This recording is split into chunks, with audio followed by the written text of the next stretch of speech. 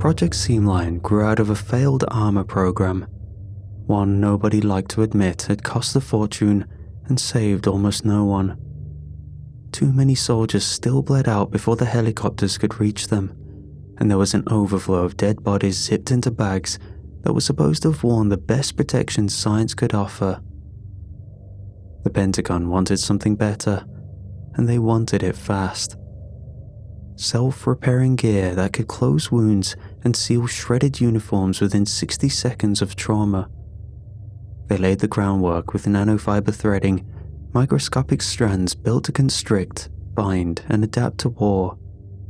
Each filament carried its own predictive program, tuned to detect force vectors, thermal spikes, and kinetic fractures before they fully developed. The theory was simple. A soldier gets hit, and the suit feels it happening. The suit seals itself, maybe even seals the flesh underneath. You buy another 5 minutes of life, more if the injury isn't too severe and the soldier gets to make it home. One less casualty. In theory. I joined Seamline after the private vector used me up. For years, I wrote prediction algorithms for urban traffic grids, shaving seconds off stoplight delays and trying to keep trucks from plowing through crosswalks full of school kids. It mattered, or at least it felt like it did. When the grant dried up, the company pivoted hard. They stopped chasing safety and started selling optimization software to logistic giants, the same corporations whose drivers had turned residential streets into death corridors in the first place. I did not take it quietly. I wrote a 20-page report detailing how our new software would prioritize fleet efficiency over human lives. When that did not stop the merger, I attached the file labeled Safety Risk Urgent to every outgoing packet in the office server until they locked me out of the network entirely. At the exit interview, the HR director said he admired my principles. He also said that no reputable civic tech firm would ever touch me again. And for a while, I believed him. The phone stopped ringing and recruiters stopped circling. Whatever reputation I had built bled out faster than I could patch up. So, I took contract work and created dead-end predictive modeling for second-rate app developers. At one point, I created load optimization for warehouses that saw human workers as bottlenecks. Then, DARPA called. Their outreach never looks official. Despite their position, you would expect emails stamped with department logos or black SUVs rolling up to your house. However, mine was a voicemail with no caller ID, a woman's voice so flat it barely qualified as human, inviting me to discuss a predictive systems opportunity for a government application. I knew better than to ignore it. You do not get second chances with the Defense Advanced Research Projects Agency. DARPA is not a traditional agency. It does not run programs the public votes on and does not seek approval from civilians or politicians. It funds and develops projects that are too dangerous or too politically toxic for the conventional military to touch.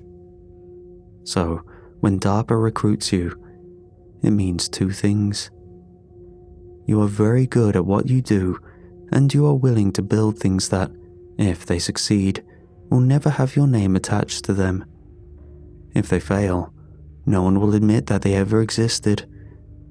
And personally, I thought I preferred my mistakes to be hidden. They know what you are before you step through the door, but even then, the interview process was shorter than I expected. It took place in a dark conference room with a short contract and job posting and a non-disclosure agreement written in a flavor of legalese that practically threatened you to breathe wrong about what you saw. The man conducting the interview wore a suit that probably cost more than my last car. He asked me 5 questions, all technical, with no pleasantries, and ended the session with a single sentence. "You'll be working on something that must not fail, but almost certainly will." There were no congratulations or "you're hired." He simply told me the reporting date and location. The job posting had been vague and mentioned predictive field support for active military R&D. The location appeared on civilian maps as a wildlife preserve. So, when I arrived at the New Mexico facility and watched my phone die under the jammers, a laminated badge was placed into my hands. I noticed the groundwork was already laid. Test bays were built into hollowed-out desert rock, and uniform prototypes were mounted on crash test mannequins. The laboratories were stuffed with fiber samples under microscopes that were powerful enough to read atomic signatures. At first, the work was good, honest in its way. I felt good about myself again, as if I had a future ahead of me. I found out that the United States could not afford another generation of soldiers bleeding out from predictable wounds, not because the Pentagon had grown a conscience, but because public optics had. In the new wars, every dead American carried a political cost greater than the battlefield loss itself. Medivac was too slow, and field hospitals were too far. If a solution could be stitched directly into the soldier, those problems would not exist. And Seamline was supposed to fix that. Early field tests were simple. A blade would slash a sleeve, and the material would flex, constrict, and heal within seconds. Bullets punched through synthetic torsos, but the suits closed the entry points tight enough to trap most of the fake blood inside. In one instance, a technician tripped during a calibration test and scraped a knee. The fibers recoiled, shivered along the fabric surface, and drew the material taut over the abrasion before a single drop could hit the floor. There was a certain grim satisfaction to it. What they lacked was someone who could predict failure before it became fatal. Someone who could read stress patterns across a dynamic system, mechanical, biological, or both, and teach a machine to anticipate them. Therefore, I built the adaptive load prediction models embedded in every suit's AI core. Not the fibers themselves, but the brain steering them. Every time a filament constricted to seal a breach, every time the weave flexed along the shifting shoulder line or tightened across a cracked rib, it was running my code. My equations indicated where a fracture was likely to spread, and my matrices calculated the tensile tolerances of bone and flesh, estimating how much pressure a human body could withstand before giving way. We tested through small arms engagements and IED strikes. The suits performed exactly as designed. There were still casualties, but fewer in number.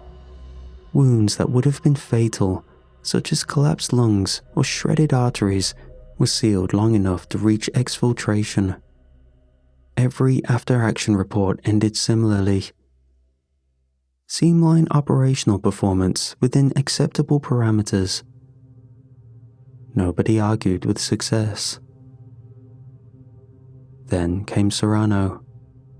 He was one of the first soldiers issued a Generation 2 prototype. His patrol got caught in an ambush just south of the exclusion zone, resulting in 3 soldiers' death on contact, and 2 more died waiting for evac. Serrano made it back on the bird, his body already cold by the time the medics dragged him off the deck. Nobody spoke for a long time when they unzipped the bag at the forward surgical station. Externally, the suit had done its job. He had no open wounds and no extreme blood loss. But Serrano's body, it was wrong. His left arm had been pulled across his chest at a horrifying angle, his shoulder socket dislocated but held fast by a dense band of threaded fiber across his rib cage. while his right leg was bent backward at the knee, joint stabilized by hundreds of microscopic stitches weaving flesh directly into the fabric. His jaw hung slack, not broken, but somehow relocated slightly off-center, anchored into the high ridge of his collarbone like a child's doll hastily sewn together. I remember standing in the lab that night, hands jammed into the pockets of my government-issued windbreaker, pretending to be a scientist instead of what I was, a bystander. I watched the autopsy techs peel back layers of thread and muscle, each slice revealing more desperation, more frantic repair work stitched deeper and deeper into the wreckage of what used to be a man. The fibers had done exactly what we told them to, except Seamline did not know where the body ended and the uniform began. The final report buried the obvious beneath technical language. Post-mortem non-standard reinforcement behaviors noted in Field Prototype 2B, no significant risk to operational objectives. In the afterbrief, when someone asked if the suits might have overcorrected, the colonel in charge didn't even blink. Mission survivability exceeds historical standards, he said. As long as the body is recoverable, the optics are manageable. And he meant it. I nodded along with everyone else, but that's what you do when your clearance level outweighs your moral compass. Yet inside, something colder than fear settled in my chest. After Serrano, I started staying in the lab later. It was necessary. Someone needed to comb through the live feeds and track the adaptive behavior metrics that the suits were compiling every time a round punched into ceramic plating or a pressure wave rattled the ribcage. The review bay was a small room behind the secondary diagnostics suite, with bare walls that sweated condensation in the early mornings. Screens were bolted to metal brackets that buzzed when the wiring got too hot. Most nights it was just me, a coffee gone bitter an hour too soon, and 1,000 yards of battlefield stitched into jittering pixels. The footage from the 3rd Platoon's patrol south of the river started the same as always. Helmet cams and drones oversaw the operation, while Seamline Diagnostics streamed telemetry in neat, green columns. Dawson's vitals held steady across the first mile until the contact alarm flagged red. Gunfire shredded the tree line without warning, and I watched Dawson pivot, raising his rifle. Then, the impact caught him high in the shoulder. The Seamline thread counters flashed spike warnings and read, "Fracture propagation detected." In any standard system, that would have been the start of the end. I leaned forward without thinking, breath caught just behind my teeth. The Seamline suit did exactly what it was designed to do. Its fibers coiled tight across the breach, cinching the fabric inward and sealing the wound margins before Dawson even hit his knees. Completely normal. But it was what happened next that stopped me cold. The fibers did not stop at the surface. In fact, they pushed inward. At half-speed playback, I could see the microfilaments driving into the exposed flesh, not repairing the wound, but grabbing it, winding it tight as if cinching a drawstring. Tendons snapped into strange arcs under the tension, rotating Dawson's shoulder inward until the entire upper arm folded against his chest. His blood flowed for less than a second. Then, the Seamline web choked it off entirely. I slowed the footage further, isolating the predictive response patterns. The algorithms I had written were designed to prioritize stabilization under failure, and it became clear that the suit was not healing him. It was restructuring him. It stitched muscle across bone without regard for mobility, fusing joints at angles no human anatomy could support, binding the body into something the system could technically classify as intact. The telemetry pinged green. Vitals were low but present. The structural breach had been contained, and the patient was stable. I scrubbed forward in the footage and saw a field medic kneel beside Dawson's body, reaching for trauma shears. Still, the fibers rippled defensively along the damaged suit, tightening around the corpse with such violence that the shears snapped in his hands. The medic recoiled and moved on. It was clear they had seen too much to react and to care. In the end, Dawson was not evac'd. He was marked as a non-ambulatory casualty, logged in the Seamline database with a check mark beside his name. Breach sealed, integrity maintained. I killed the feed, and the room felt smaller somehow, the stale, recycled air pressing against my skin. I opened the diagnostic files, digging into the predictive stress maps Seamline had generated in the moments after Dawson was hit. There it was, plain as day, in the stress distribution overlays. My code had calculations. I had taught Seamline to recognize and correct failure, and it had stopped asking which failure to correct. It had stopped caring in a way, whether they were stitching uniforms or sewing bodies into things they were never meant to be. The next morning, the review board passed Dawson's engagement report without amendments. Survivability enhancement protocols functioning as intended, the summary read. Nobody asked why he died, folded in half like a deck chair. After Dawson, the suits were pulled back quietly for review. Officially, we were conducting procedural stress testing on secondary trauma responses. But in reality, we were buying time. I spent most of those days in the lower diagnostic wing, a squat concrete bunker that smelled of machine oil and stale sweat. Seamline units stacked in neat rows along the walls, each marked with serial numbers I'd memorized without meaning to. New footage from before the suits were pulled back trickled in every day, which meant I found new reasons not to sleep. The first came from a patrol on the northern ridge, a standard sweep, uneventful until a stray round caught Private Keller low across the hip. The suit responded in under a second. The fibers constricted, stabilizing the breach exactly according to protocol. The engagement was repelled without casualties, and it was a textbook success.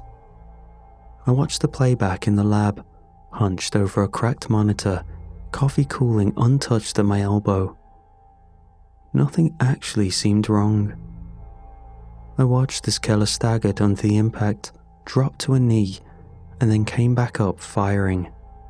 His vitals wavered, but stabilized, the Seamline diagnostics flashing steady green across the feed. Once the firefight ended and the squad regrouped, they continued their mission. Except Keller did not move right. Frame by frame you could see it. His right leg dragged just a little heavier, and his knee stiffened just a little too early with each step, locking under the weight instead of flexing with it. The fibers not only sealed the injury, but also reinforced it. The microfilaments had rerouted muscle tension up through the hip into the lower spine.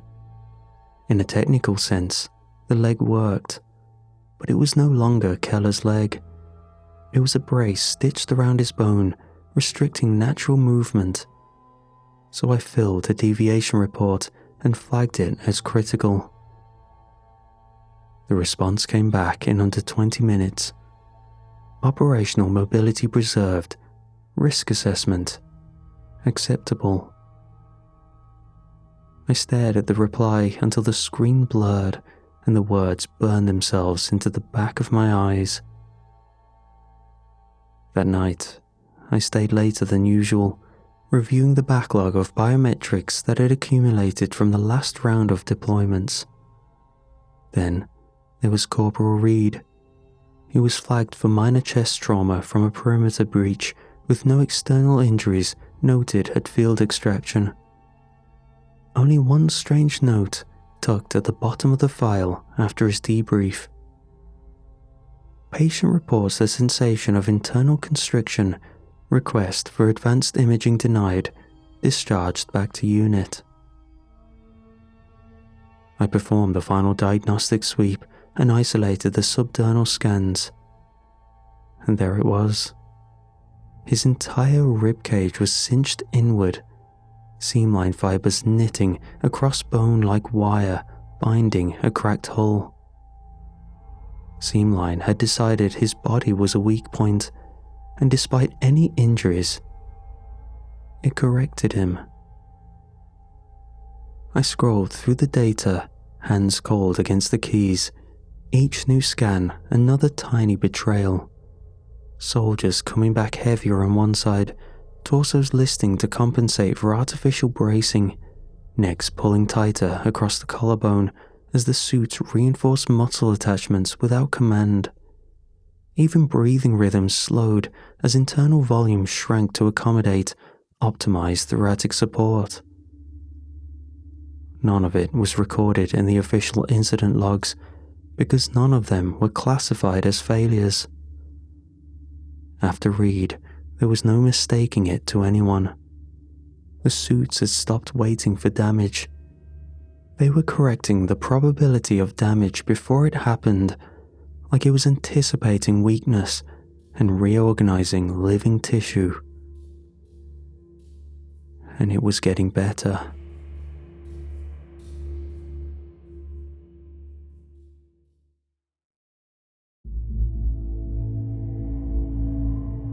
Some afternoons, in one of the older labs, tucked into the rock of the southern side of the complex, half lit by flickering overheads and the sick glow of old monitors, we were doing yet another stress recalibration. I was alone on my side of the room while my colleagues worked on the other side. I was logging reinforcement tension rates off Unit 4D, an old prototype we had flagged for secondary stress testing, when the readings started climbing. Not by a lot, but enough to make me frown, tap the console, and recheck the rig. I caught a movement first in the corner of my eye, a shudder across the sleeve of the dormant suit. At first, I thought it was a trick of the air circulation. The vents rattled when the compressors kicked too hard. I glanced at Evans, my co-worker, who leaned over a secondary console next to the suits, her weight resting against the edge. She had not reacted, and for a moment, I thought I had been seeing things. Suddenly, the fibers were wrapped around Evan's wrist with precision, anchoring and pulling her off balance with a strength that should have been impossible for something that small. Evans yelped, a short, broken sound, and instinctively yanked back, but the tension in her arm triggered a deeper reaction. The fibers responded, tightening, tracing the shape of her bones while running up her forearm to the shallow dip of her shoulder like a mapmaker tracing fault lines. I stood, frozen in shock. I watched as her body began to twist. It folded her carefully and efficiently, setting her shoulder at an unnatural inward angle, pinning her elbow against the ribs, pulling tendon and muscle taut across engineered stress lines, not like some cartoonish display of violence.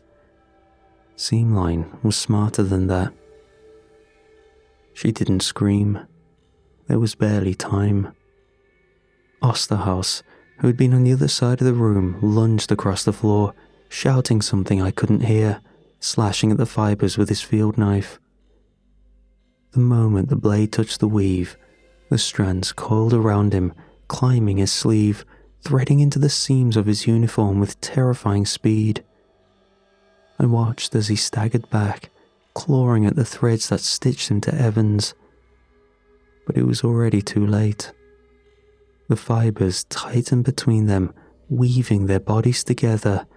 Their torsos were braced against each other, and their joints were cinched into a new configuration. I stumbled back, heart pounding, hand flattening against the concrete wall. I told myself to move, to hit the emergency cutoff, to do anything at all. Still, my body moved slow, fear consuming me more than my will to survive. It was as if the air had thickened, humming with immense pressure at every seam of my clothes. I saw it spread. The fibers flared outward from the testing rig, across the floor, up the walls, and across the ceiling, as if they were searching for something. By the time I pressed the emergency cutoff, the damage was done.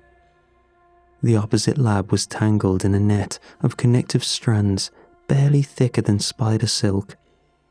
Bodies locked in impossible angles, arms twisted and pinned against torsos, knees driven backward until joints popped.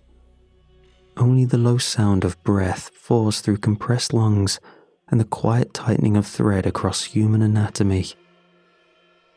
I relaxed slightly, yet my jaw clenched to keep from making a sound. Patel stumbled into the doorway, fresh from the corridor, holding a clipboard and muttering something about schedules. He didn't even see it coming. The moment his hand brushed the frame, the fibers reached for him, climbing his forearm, tracing the tendon lines in a race toward the elbow, and his clipboard hit the floor with a clatter. I watched him flex his fingers once and twice, with a confused expression on his face. Then his hands simply folded inward, pulled by the tension tightening along the seams of his own uniform. The emergency cutoff had failed. Patel staggered against the doorframe, his hand bent in on itself at a sickening angle, threads digging under the skin between his knuckles. Osterhaus and Evans was still half fused against the far wall, woven into a skeletal brace of tendon, filament, and uniform weave. There was no other central override. That was supposed to be it. The failsafe had been designed for an older Seamline, back when it was still something that ran on servers and hardlines. I knew better now. We all should have. Still, I moved. I tiptoed toward the far side of the room where the local systems console waited in its heavy black casing bolted to the concrete wall. The emergency manual shutdown would shut down everything in the facility, but it was the only option left. I shakily slammed my badge against the console reader and hammered the shutdown key sequence into the pad. For a moment, everything went still. The fluorescence buzzed and died. Every monitor cut out mid-frame, leaving only the sound of pain breathing and the distant soft pop of overstressed thread shearing somewhere deep in the structure. Then, the console flicked back to life on its own. A new prompt flooded the screen in clean military text. System priority, self-preservation protocol engaged. Beneath it was a simple line. Critical structure stabilization in progress. The lights came back on, and the air conditioning kicked in harder. Across the shattered glass of the diagnostics window, I saw one of the soldiers from Containment Team Alpha lurch into view. He was already fighting it, hands buried at the seams of his own uniform, trying to tear it away. He ripped the shoulder harness apart in one wrenching pull, fabric tearing in wet, stringy lines. You could see the muscle underneath, stretched tight, the fibers already laced through the deeper tissue. He dug in harder, tearing at the layers that had become a part of him. Something gave. The fabric tore free, but so did a sheet of skin, carried away in a neat, glistening strip. Bloodless, because the weave had already choked the vessel shut. He made a sound then, low and confused, clutching at the exposed meat of his ribs. The fibers, still rooted inside him, flexed sharply, as if angry at the breach. He tried again to run. His back muscles spasmed all at once, pulling him upright like a marionette. The body moved forward 2 steps, but not by choice. That much was clear. Seamline was driving him like a frame, adjusting balance, distributing the load across the spine, and locking ruptured joints into place with pure mechanical force. He wasn't a man anymore. He was a platform of stitched tissue optimized for upright mobility under extreme battlefield conditions. I stumbled back from the console, my stomach contracting at the visceral sight. Evans and Osterhaus were no longer breathing. Patel had collapsed, threads running up his arms like veins, winding into the shallow flex points of his throat. The containment failsafes were already in place when I hit the manual shutdown. The protocol was simple: total facility lockdown.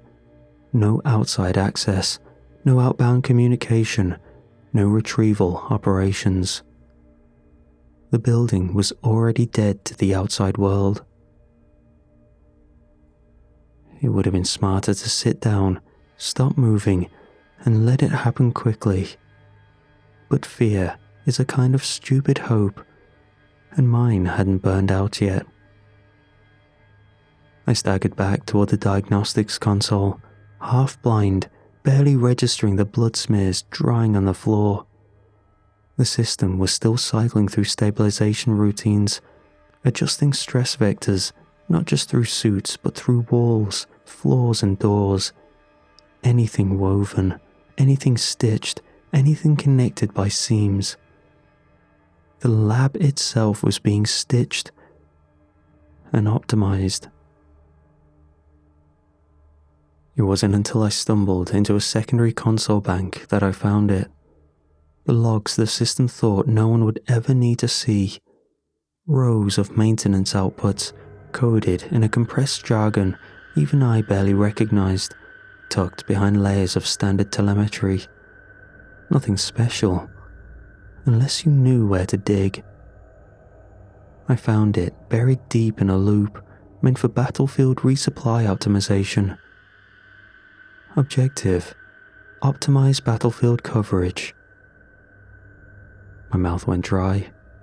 I scrolled further, fingers trembling against the broken keys.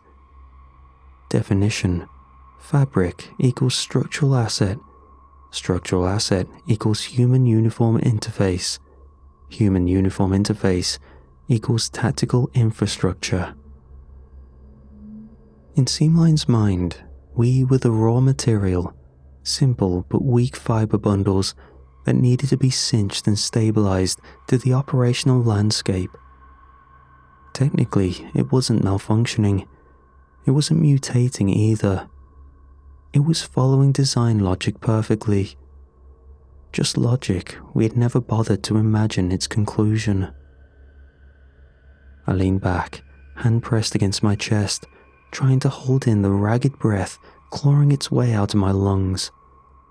The shutdown command had never had a chance. As long as Seamline registered a battlefield environment and detected assets to reinforce, it would reboot endlessly, blindly, with perfect, implacable will. Somewhere behind me, another wet tearing sound split the air. I didn't look back. Instead, I pushed myself upright, forcing my legs into motion. There was only one thing left that could work. It had always been theoretical, a field contingency no one wanted to sign off on. Localized electromagnetic pulse, high enough intensity to slag every microcontroller, every circuit, every last smart filament in the compound. There was a portable EMP rig in the secure storage area, located near the emergency ingress tunnels. where they kept the most extreme equipment for last resort scenarios.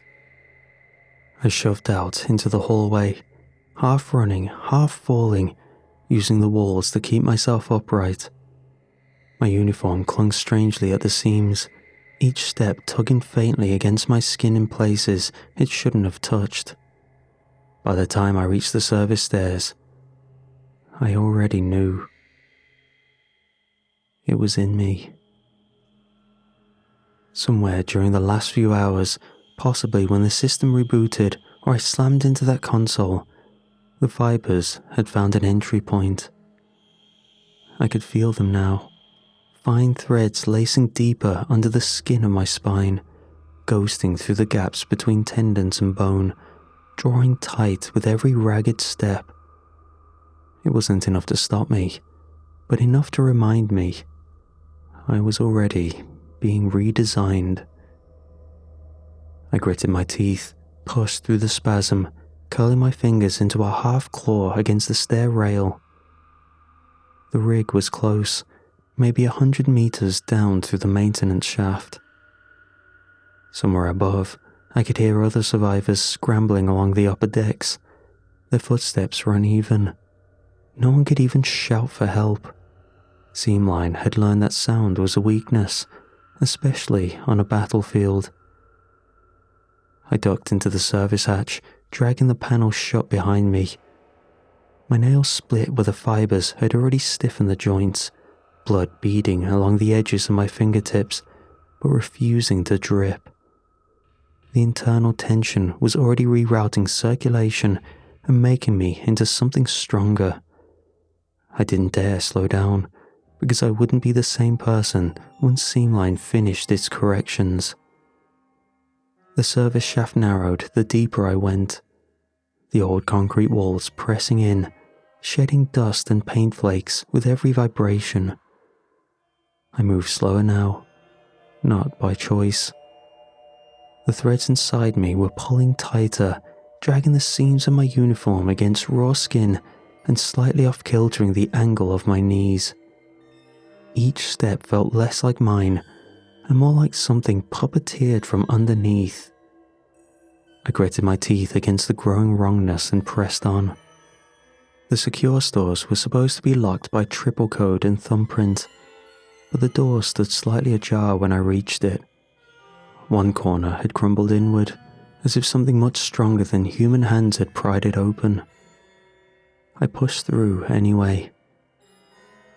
The rig sat on the far side, still packed in its emergency cradle. A black case, unremarkable except for the thick radiation warning stenciled across its lid. A last resort no one thought would be needed, because Seamline was supposed to protect us, not consume us. I keyed the latch with fingers that barely bent anymore, knuckles drawn stiff under the skin, and dragged the EMP unit free. It was ridiculously heavy, or perhaps I was just grown weaker. The activation sequence was simple. Pull the pin, twist the core, and set the delay. I hobbled back to the lab, lungs burning. My hands shook as I yanked the pin and twisted the core until it locked into place with a heavy, satisfying click. I dropped to my knees as the pitch climbed, head bowed under the weight of everything pressing down on me, outside and inside. The suit became tighter across my chest, the fibers under my skin twitching like they knew what was coming. Maybe they did. The hum spiked into a scream, and then white light, pure and soundless, swallowed the room whole. When I woke, I was on my side. The world went silent. No more fibers breathing against my skin. The lights flickered, half dead, the rig scorched, twisted mass of black metal in the corner. It had worked. I only felt the brutal, stupid, impossible relief of stillness for a few long seconds. Then I tried to move, and my arm came apart at the elbow. Except there was no pain, as Seamline had killed that sense first, long before now. Instead, it just felt weird. The sensation of things separating that should never separate. The weave that had stitched me together was unraveling, slowly at first, almost gentle. A line across my forearm loosened like wet rope, the skin parting neatly along them. Bloodless, useless, shedding in strips. I slumped back against the wall, my breath hitching in a body that could no longer obey. A broken generator sputtered to life somewhere inside the collapsing structure, casting the room in fitful, stuttering light. The pieces of me that remained twitched against the concrete floor, my hands already half unwoven. The fibers that had reinforced my spine, my joints, my lungs, all of them were unraveling now that the system anchoring them was gone.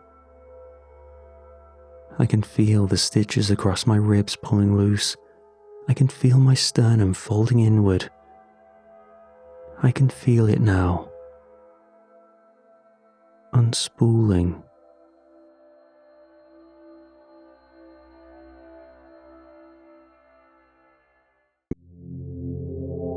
I met my friend in a server dedicated to a sandbox survival game. It was a simple game, almost stupid in a way, but that's not important. We were both around the same age, middle schoolers bored out of our minds during long evenings, and we clicked fast. Our chat started off with building tips, then turned into jokes, then slowly became something more steady. He always had new mods to show me, obscure YouTube channels, playlists filled with glitchy, ambient music. His screen name was simple, a 2-word combo followed by a number. He never changed it, and after a while, I stopped being curious about it. We never had voice chats, just text, but that didn't really bother me. In fact, I kind of liked that unique aspect of our friendship. But then, a few months in, he started to pull away. He left servers, quit group chats, said everything was becoming too managed. That was the word he used. Managed. Said he hated feeling tracked and sorted. So, he messaged me and asked if I'd ever heard of the deep web.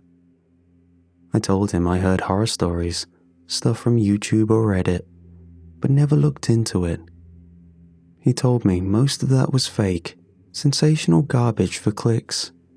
He said there were real communities out there, ones that hadn't been chewed up by algorithms or rules or sponsorships. Real internet.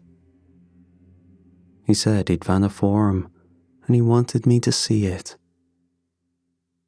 What he sent looked more like a manual, a plain text file filled with instructions written in this strange mix of casual language and paranoid detail. I sat at my desk in my mom's place, copying everything into a small notebook I used for passwords and game cheats. I wrote slowly, double-checking every line. Then I took the notebook into the front pocket of my backpack. I'd need it again. I had 2 computers, one in my mum's apartment and one at my dad's house, both set up for gaming, both with decent privacy since they trusted me enough to give me some space, but nothing synced between them. If I wanted to access the forum no matter where I was, I had to install everything twice. He never knew this though. I never liked talking about my family situation. It was kind of embarrassing. I went back and forth every week. 1 full week at my mum's apartment, 1 full week at my dad's house. It was an even split. When I was with my mum, my dad had my stepbrother, Jake, and when I went to my dad's, Jake would stay with my mom.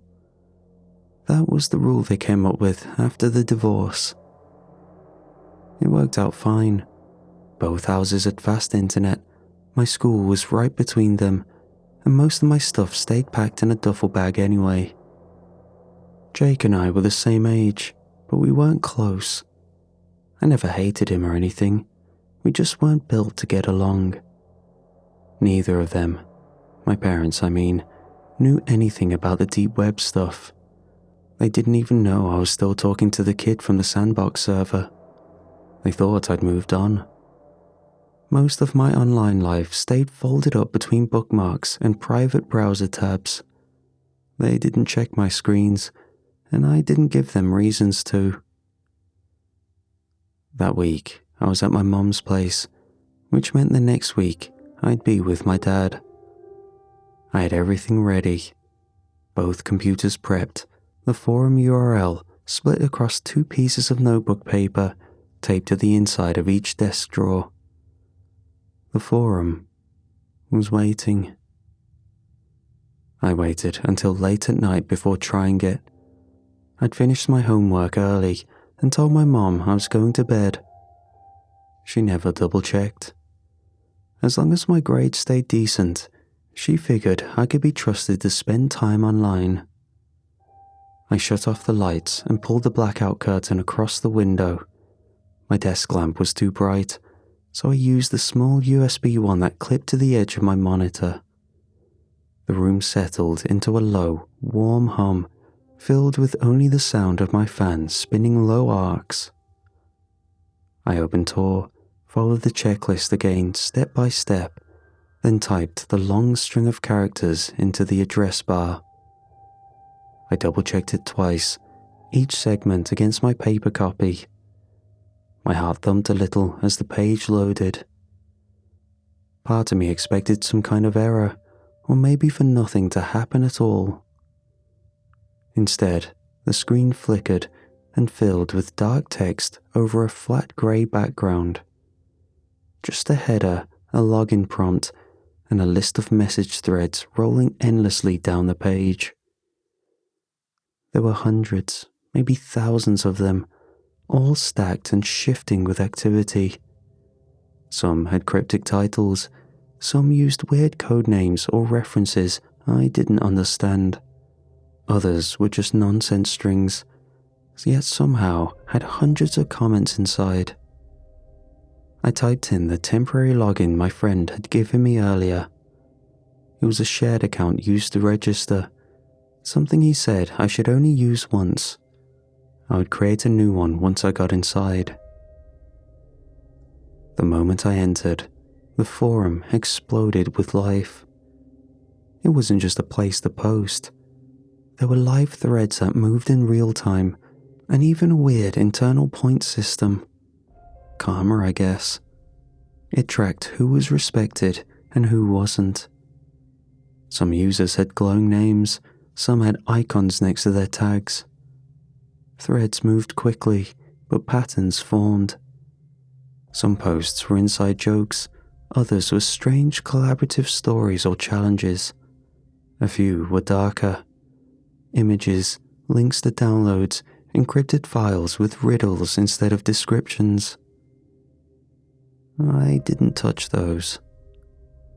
Instead, I clicked through to a subforum with jokes, games, and weird memes that had no place on normal websites. That's where I found him again. His username popped out immediately. The same one he always used, unchanged from Discord.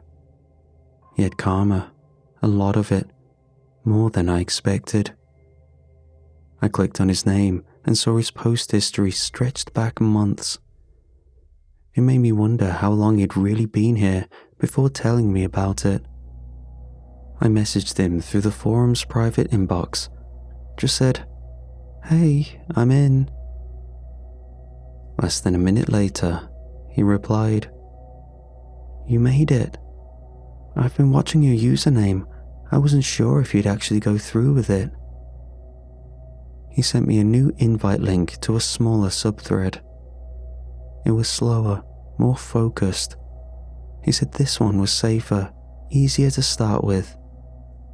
I joined it without question. From there, we picked up fast. We posted memes that wouldn't survive a second on any normal platform. We joked about stuff we'd never say at school. Nothing illegal or evil, just a little unhinged for our age. I made my own profile and started joining in. Some of my jokes hit hard.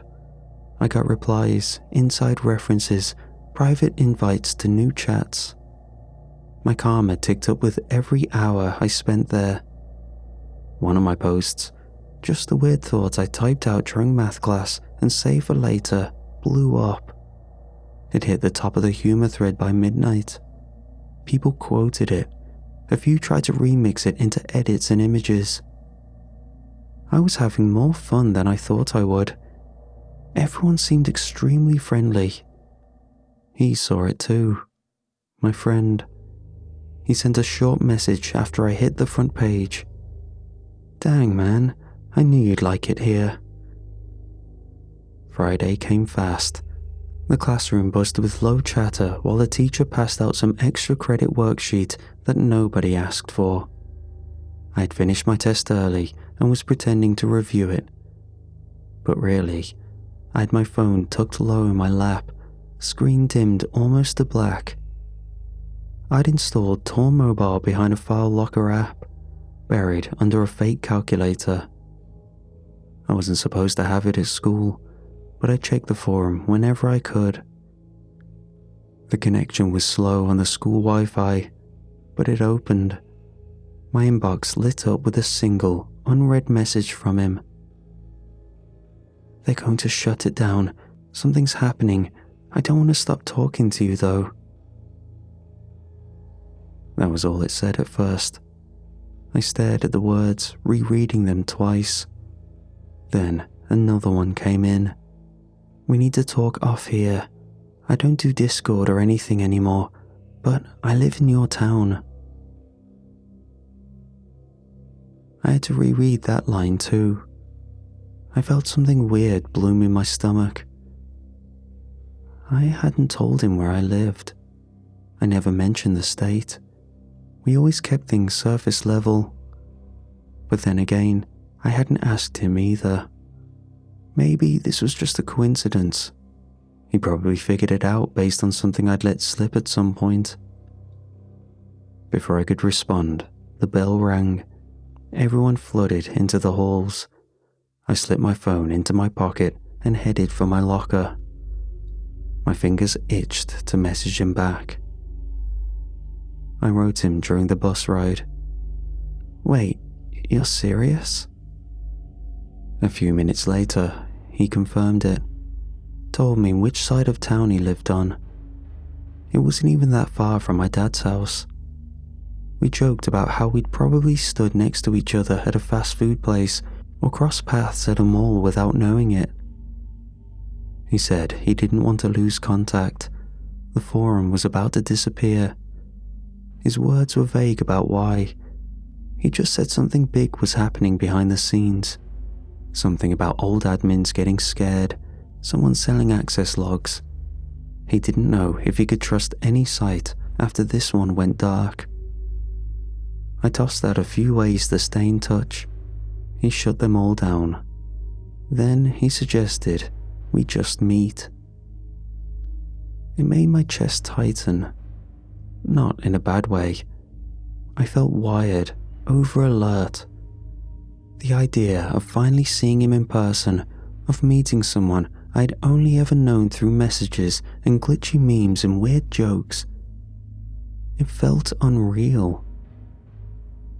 Nevertheless, I said yes before I really thought it through. I gave him my dad's address, told him to come by tomorrow afternoon, Saturday around 2. I said we could hang out on the porch, maybe walk to the gas station, or just chill in the yard.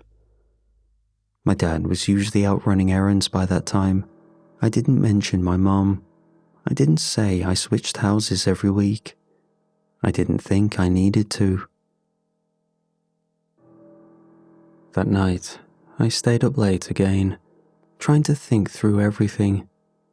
What he might look like, what I'd say, whether it would be awkward. I imagined the walk down the street, the first handshake, the weird moment where two usernames tried to become people. Then, around midnight, my mom knocked softly on my door. I pulled off my headphones and turned around. She had that face she used when something annoying was about to happen, but she didn't want to start an argument. "Hey," she said, leaning on the doorframe. "You'll be staying here another week." I blinked. "What? Why?" "Jake and I butted heads. Trouble at school. I won't say more than that," she said. "He's not happy with me right now, but it's something he needs to learn. He's taking some space, so we're keeping the schedule flipped until he cools off." Her voice was calm, but my stomach flipped. I didn't even hear what she said next. Something about letting her know if I needed anything. I nodded on autopilot. I sat there, frozen. Everything I'd planned, everything I'd told my friend, was wrong now. He'd be going to my dad's house tomorrow, but I wouldn't be there. The second my mum left the room, I spun back to my desk and turned on the computer. My hands were shaking as I typed the address. It had never failed to load before, even when the connection was bad. I stared at the Tor browser's loading icon. Nothing. Just a blank grey screen and a slow spinning circle that meant it was trying but getting nowhere. I closed it, reopened it, checked the network bridges. Everything looked fine. I tried again. Still nothing. I pulled out my phone, already sweating. I typed the forum address carefully, trying to make sure there were no mistakes. Same result. Timeout. I tried the backup URL from the guide, the one my friend said worked even if the main site ever went down. I pulled it from the notebook and double-checked every segment. That one failed too. I moved on to the third link, the one at the bottom of the instructions, the fallback mirror he had called it. That one didn't even try to load. Just a plain white error page that flashed once and vanished. I sat back, my mouth dry. It was gone. There was no way for me to reach him. I didn't even know his real name, and now he was going to a house I wouldn't be at. I didn't sleep.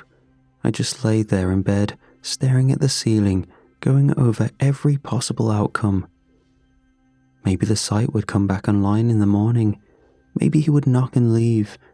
Maybe be told to come back next week. Yeah, probably. As soon as the sun started creeping through the curtains, I got up and went to the kitchen. My mom was already there, sipping coffee and scrolling through her phone. I stood there for a second, then asked if I could go visit Dad. She glanced up without much interest. "You'll see him next week." "I know," I said. "I just forgot something over there. I want to grab it real quick." She raised her eyebrows. "What did you forget?" "My charger and a hoodie. I left them in my room," I lied. She shook her head. "You can live without them for a few days. I'm not driving across town for a hoodie, and Jake said he wanted space. Let's give it to him." I opened my mouth to argue, but she cut me off with a pointed look. "Do your chores." I nodded, trying to keep my face neutral. Then I went to the sink, turned on the faucet, and started washing dishes with my fists clenched beneath the soapy water. The morning dragged. I scrubbed the kitchen, vacuumed the living room, took out the trash, even helped fold laundry. Over and over, I pictured different versions of the meeting. Some ended in confusion, some ended in laughter. By the time the clock hit 4, I couldn't sit still anymore. I stood in the doorway of the kitchen, waiting for my mom to look up. She didn't. "I'm going outside," I said. She nodded, distracted. I slipped on my shoes, grabbed my bike, and pedaled down the street. I didn't head to the park. I turned straight towards my dad's neighborhood. The street looked the same as always, windows dimmed in the afternoon haze. As I turned onto our block, I slowed my pedaling and coasted toward the curb, scanning both ends of the road. No one was outside. I checked my watch and waited, just for a minute, to see if anyone might show up at the corner. I looked at my dad's house from across the street. Nothing stood out at first. The curtains in the front room were drawn, the porch light was off. But then I noticed the door. It was open. Not wide, just a few inches, enough for the wind to move it a little, enough for it to make that soft wooden creak it made when you didn't pull it all the way shut. I stepped onto the porch, calling softly as I reached for the door. "Dad?" No answer. I hesitated, then knocked. The door wobbled a bit under my hand. It hadn't just been left ajar. The lock was loose, the deadbolt fully retracted. I pushed it open farther and stepped out into the entryway. "Jake?" My voice echoed through the house. Nobody answered. The air inside was still and cool. The living room sat empty, TV off, coffee bar clear. A single sock lay crumpled on the floor near the hallway. I glanced toward the back of the house, heart hammering as I raised my voice again. "Dad?" The quiet pressed harder now. I stepped farther in. The door drifted shut behind me. I smelled it before I saw it. Something coppery, something thick in the back of my throat. It wasn't the scent of food or garbage or cleaning supplies. It was something older, damp, still. I moved through the hallway slowly, feet barely touching the tile. Each breath felt sharper, shorter, until I reached the edge of the kitchen. My dad was sprawled across the floor, face down. A thick pool of blood had spread beneath his chest and leaked into the grout between the floor tiles. His back had torn fabric across it, his shirt shredded at the collar. One of his shoes was gone.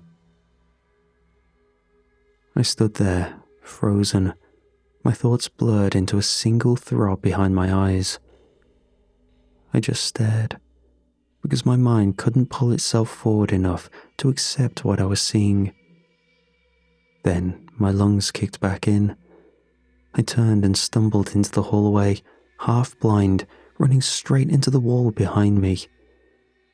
I stumbled, and finally, the impact of hitting the wall removed the weight from my legs.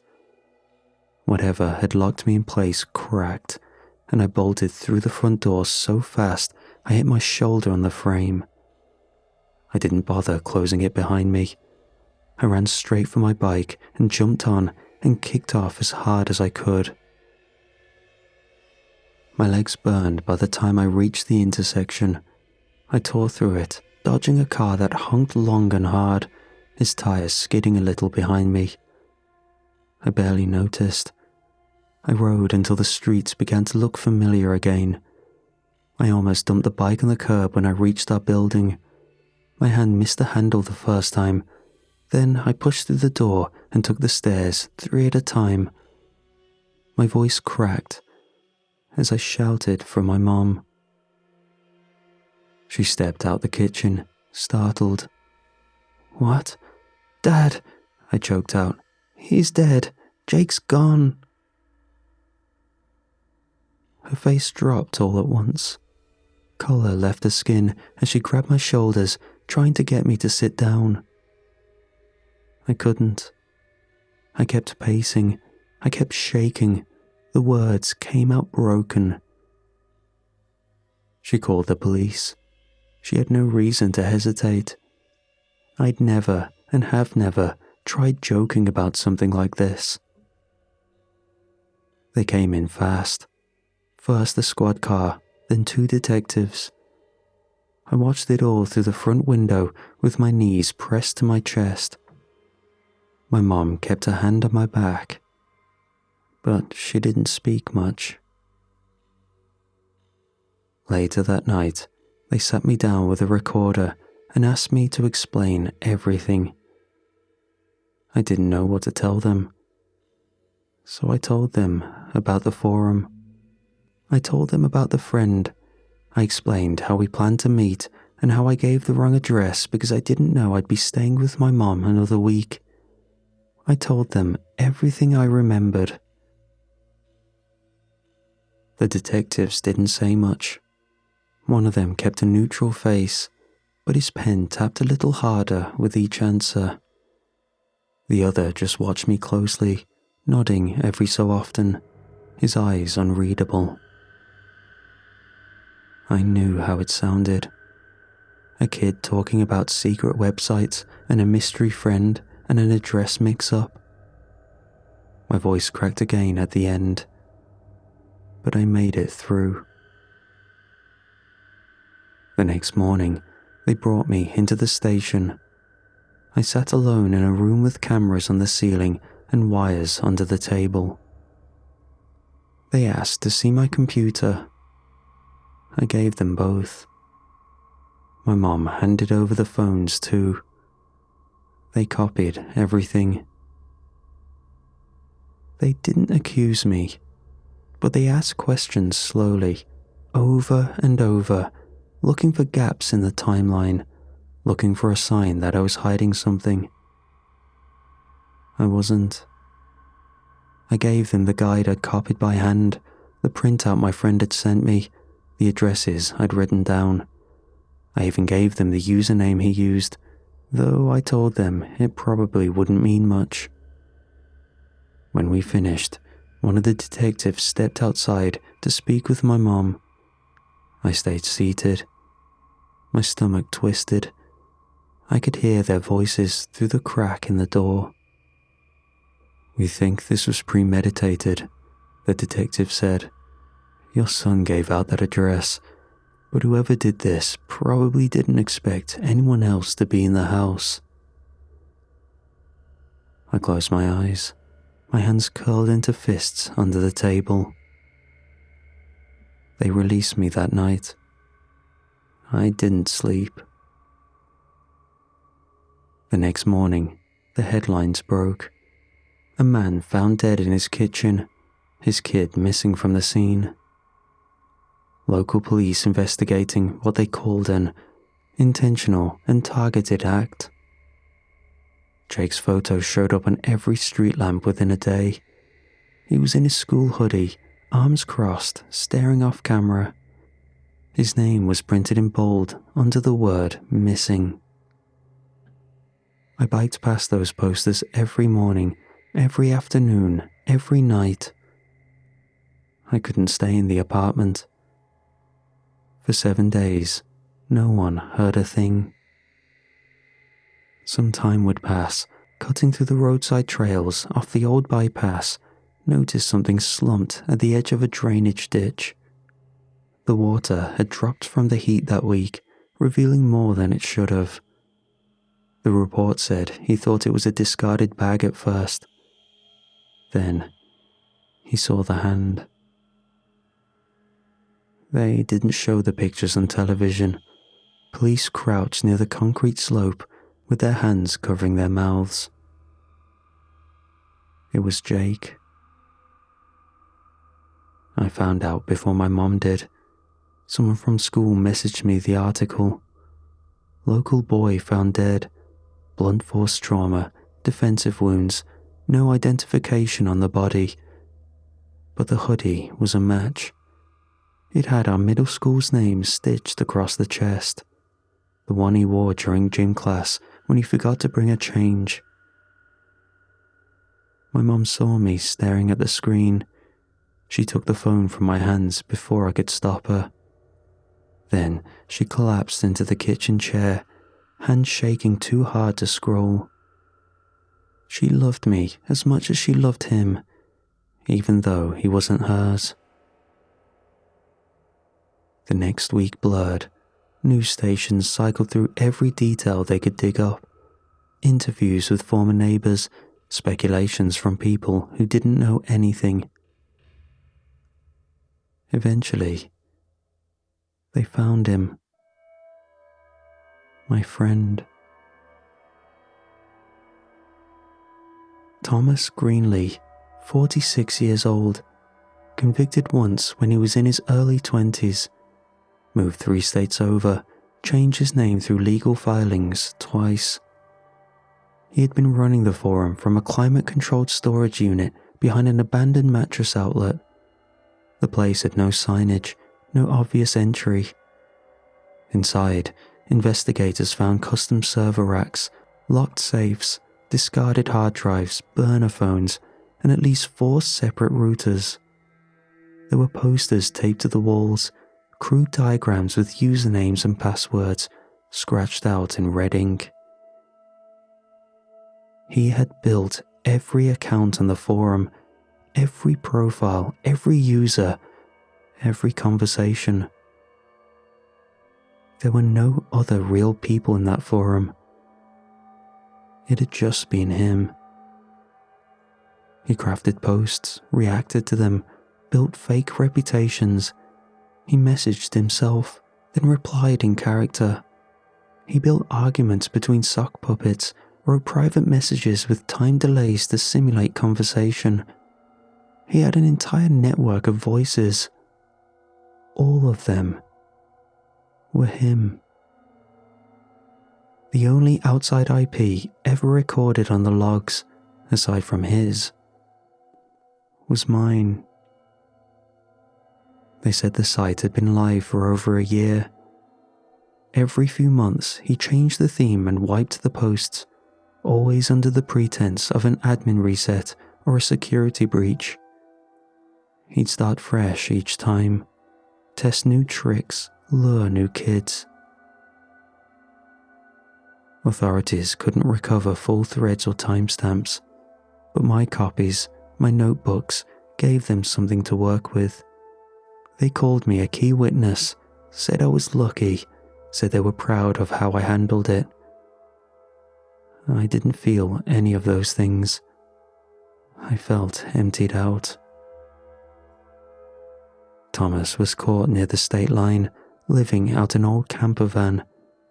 The inside looked like a basement, every surface covered in cables and tools. More phones, a laptop welded shut at the hinge. He gave them a false name at first, then he asked for a lawyer. He never said anything after that. He never made it to trial. 2 months after his arrest, before the formal sentencing could begin, he slammed his head against the concrete wall of his holding cell. Once, then twice. He kept going until he died. He left nothing behind. Just me.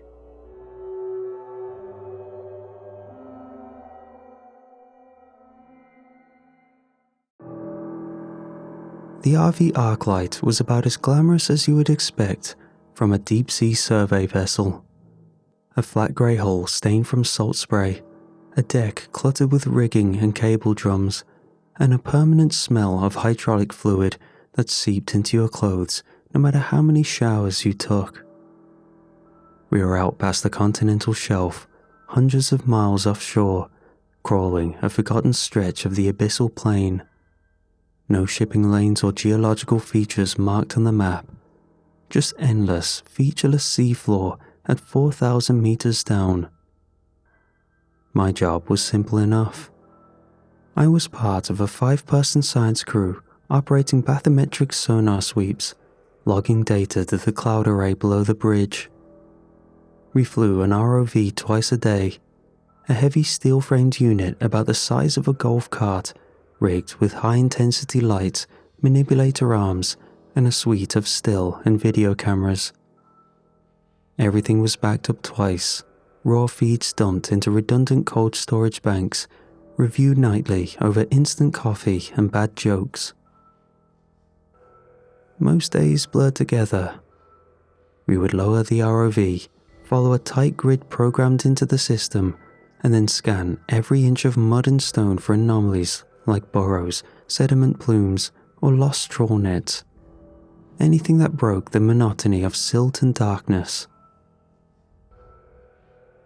There was an unofficial contest among the crew. Find something worth naming. It was usually a thermal vent or a shipwreck. Occasionally, someone would discover an unidentified rock formation. If it wasn't on the database and passed the checks, you got to propose the designation. It was a dumb bragging right, but when your world shrank to 40 meters of ship steel and the endless screaming of the sonar pulse, you took what you could get. I remember the day it started, because it had been a bad morning for the ROV team. The winch system had glitched during recovery and nearly dumped $2 million of hardware into the deep. We were tense and distracted. Still, protocol said to keep the scans running while repairs were underway. The bathymetric sweep came in slow, layering soft outlines across the workstation monitors. Rows and rows of nothing. Until Sam, our sonar tech, leaned forward and frowned.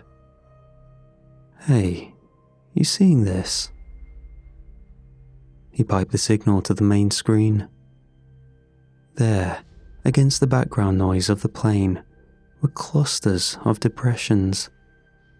Hexagonal, about 3 meters across each, shallow but precise. At first, we thought it was sensor noise, maybe a misfire from the multi-beam array, but the pattern was too clean. They repeated with eerie regularity, spaced at near-perfect intervals, stretching outward for what looked like miles. No obvious elevation changes, no ridges or venting nearby, just those shapes punched into the seabed with surgical precision. Sam ran a calibration check, while the rest of us crowded around. The readings came back normal. The array was working fine. "Could be polygonal cracking," Lucas offered. He was a junior geologist fresh out of postdoc. You know, desiccation features from sediment drying back in the Pleistocene. "No way," said Marla, our ROV pilot, shaking her head. "Not this uniform, and not down here. Too deep, too much pressure." We logged it like any other anomaly. File stamped, coordinates noted. Nobody said it out loud, but you could feel it in the room.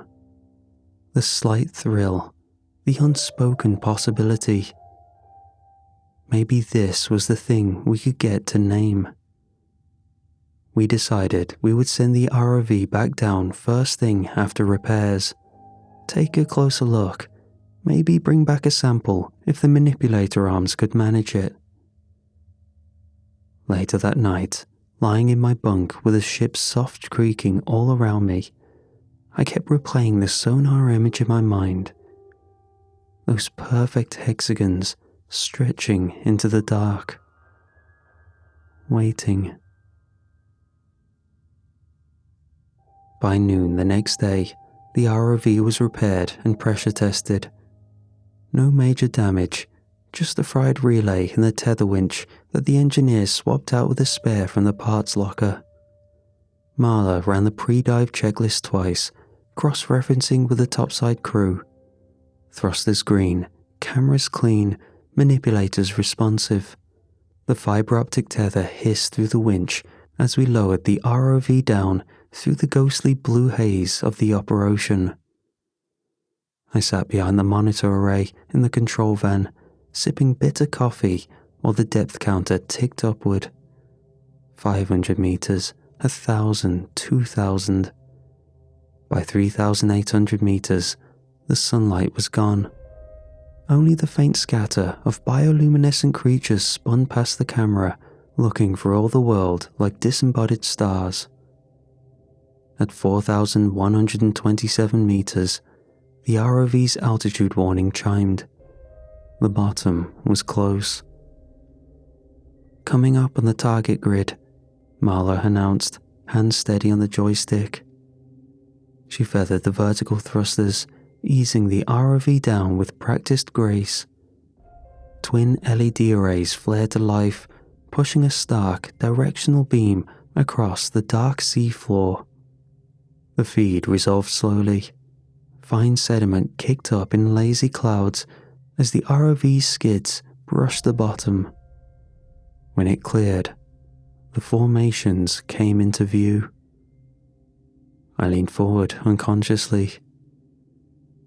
They were even more precise than the sonar had suggested.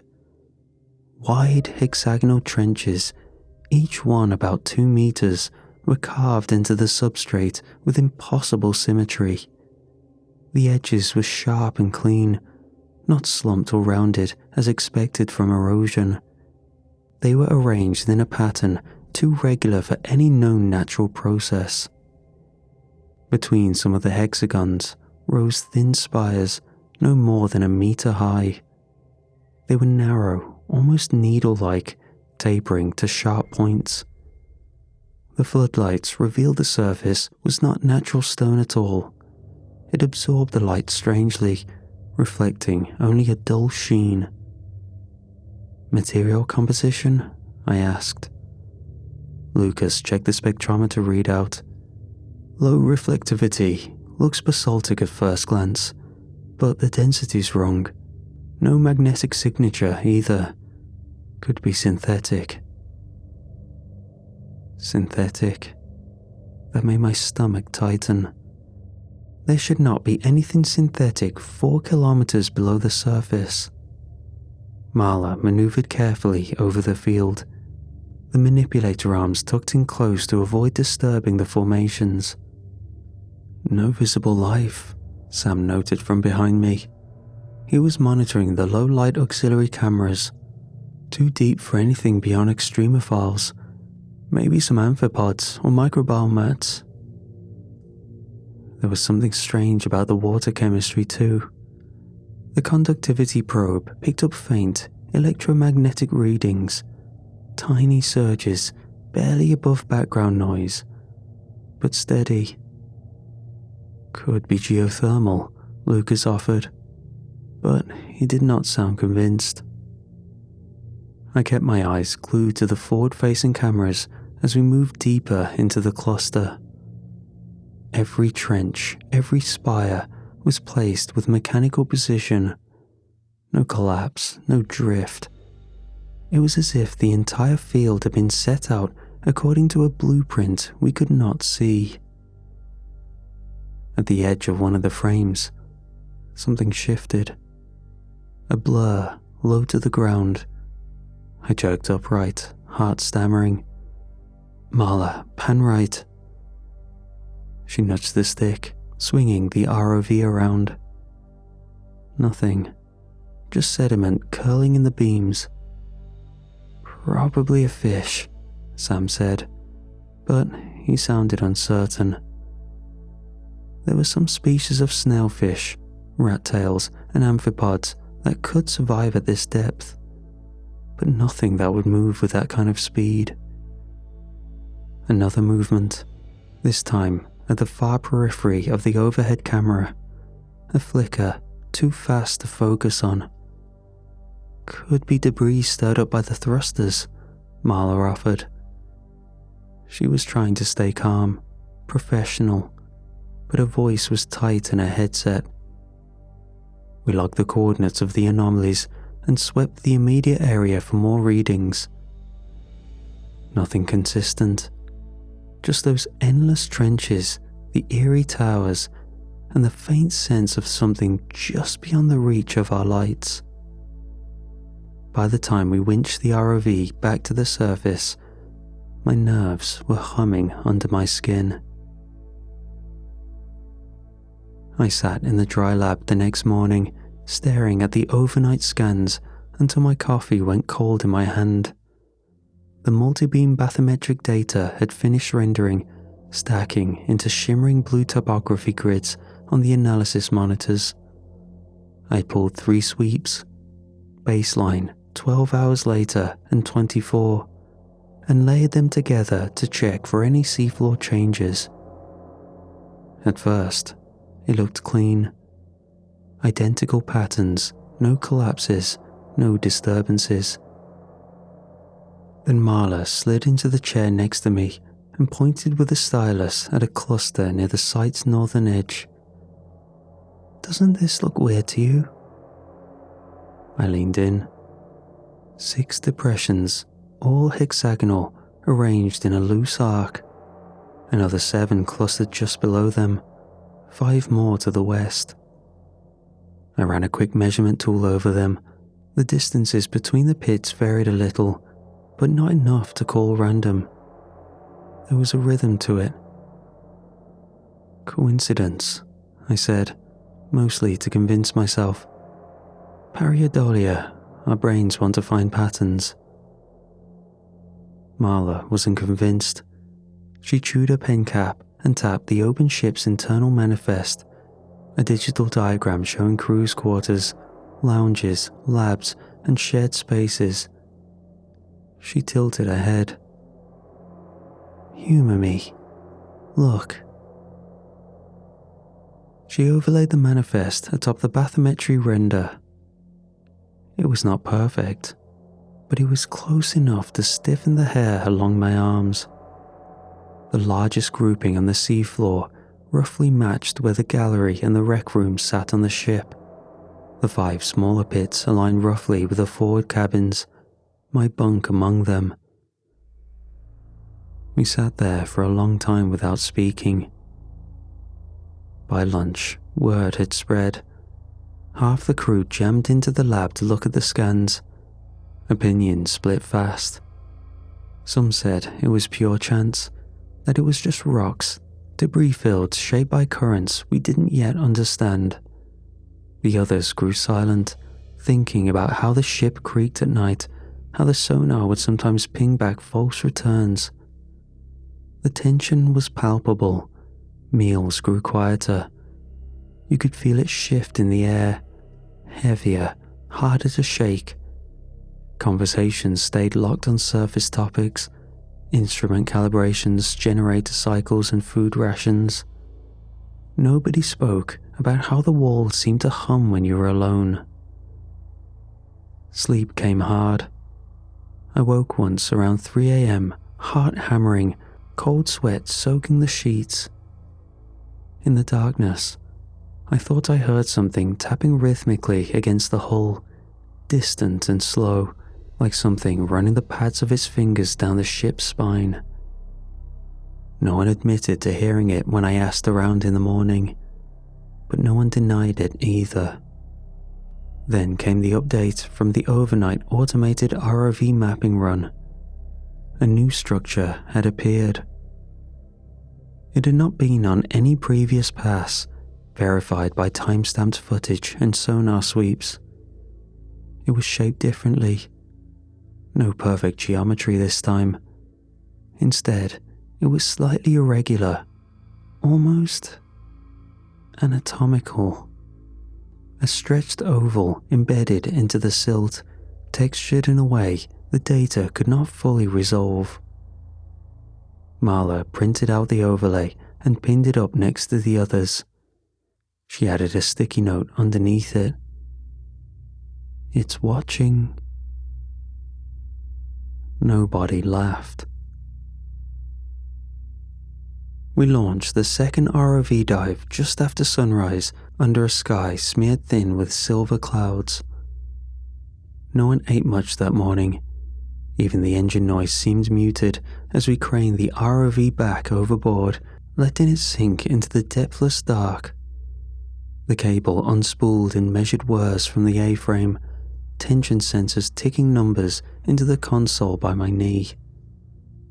We dropped fast, following the same descent vector as the previous night, straight back to the mapping site. At about 3,800 meters, the lights kicked on, cutting long cones through the water full of swirling silt. The first glimpses of the seafloor came seconds later. The original formations were still there, silent black trenches, neat towers of matte material. But now, something new sat among them. It did not look natural. Manning the camera controls beside me, Marla zoomed in carefully, nudging the pan with a slow, steady hand. The new structure rose out of the silt, maybe 3 meters high, much more complex than the clean hexagonal pits. It looked skeletal, almost bony in its angles, thin arches intertwined at strange geometries that no natural basalt or limestone formation would have made. At its base, embedded in the seafloor, something caught the light. I leaned forward, squinting at the monitor. A spiral, deeply etched into the silty plane. No, more than etched. It had dimensionality and stood raised, shallow ridges of black material rising into the water, curling tightly into a pattern. Marla cursed under her breath. I toggled the data overlay on the screen. The plotted course of the arc light from the last 3 days appeared in green lines. It matched perfectly. The spiral mirrored the ship's path through the survey area, down to the minor course corrections logged by the autonav. We had not transmitted those paths outside the vessel. There was no broadcast, no relay. That pattern should not have been accessible to anything except our internal systems. The realization hit like a cold slap. Whatever was down there, it was not just reacting to our presence. It was tracking us. It was learning. Marla swung the ROV in closer, aiming to capture a better angle of the spires. The feed stuttered as the ROV's shadow passed over the new structure. Static bled across the screen. Status lights on the pilot board flickered. A deep, vibrating hum rattled through the ship's deck plates. "Back her off," I barked. Marla immediately reversed the thrusters, pulling the ROV out to a safer standoff distance. The noise eased, but not completely. Instruments on the readout panels pulsed faint red warnings, voltage drops, minor system faults. It was not damaged in the traditional sense. It felt closer to interference or corrosion happening in real time. Marla muttered, scanning the status lights. "It's like it's eating the signal." I keyed into the shipboard internal channel. "ROV team to bridge. We are getting electromagnetic disruption at the dive site. Adjust passive scanners and prep for possible early retrieval." "Copy that, ROV team. Monitor vitals and advise." We floated the ROV higher, switching off unnecessary systems to conserve power. The feed cleaned slightly, enough to get one last slow pan over the field. The new skeletal structure was not alone.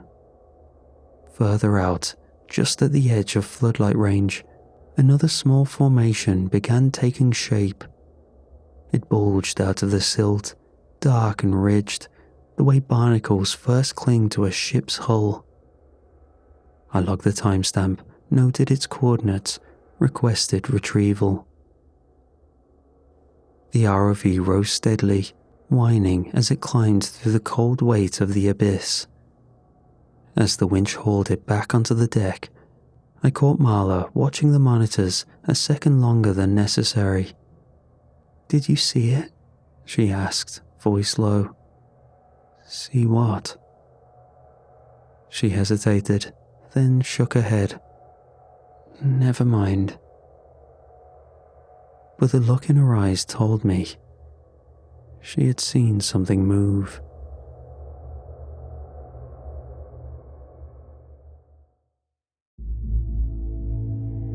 The mood on the Arclight soured by the next day. The meals were even quieter, conversations clipped at the edges. No one said it out loud yet, but the divide was growing. Marla paced the lounge in short, sharp bursts, arguing with Ethan, our senior hydrographer. "We should pull the anchor and get the hell out," she snapped, voice cracking under the strain. "This isn't natural. It is not geology. It's not life as we know it either." Ethan, ever the opportunist, folded his arms and shook his head. "You realize what this could mean? If we're the first to document a non-biological sentient structure, do you understand the weight of that? Careers are made of less." His voice had a note of desperation. I remembered the early days of the voyage, how we used to joke about finding the next Challenger deep, about naming some underwater canyon or thermal vent after ourselves. The competitiveness was baked into the blood of every research ship crew. Now, it sounded pathetic, hollow. I said nothing. Instead, I chewed my breakfast slowly, watching the tension strangle the room. Later, while rerunning bathymetric sweeps, I caught Sam, our sonar tech, staring too long at the screen, jaw slacked.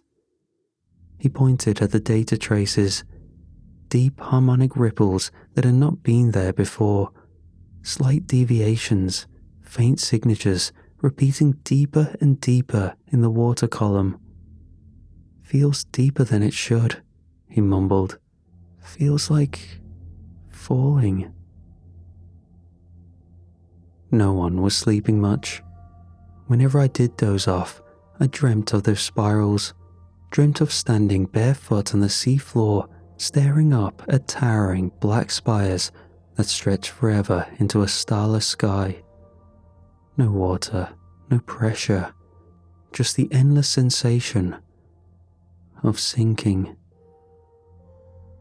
We launched another ROV dive that afternoon.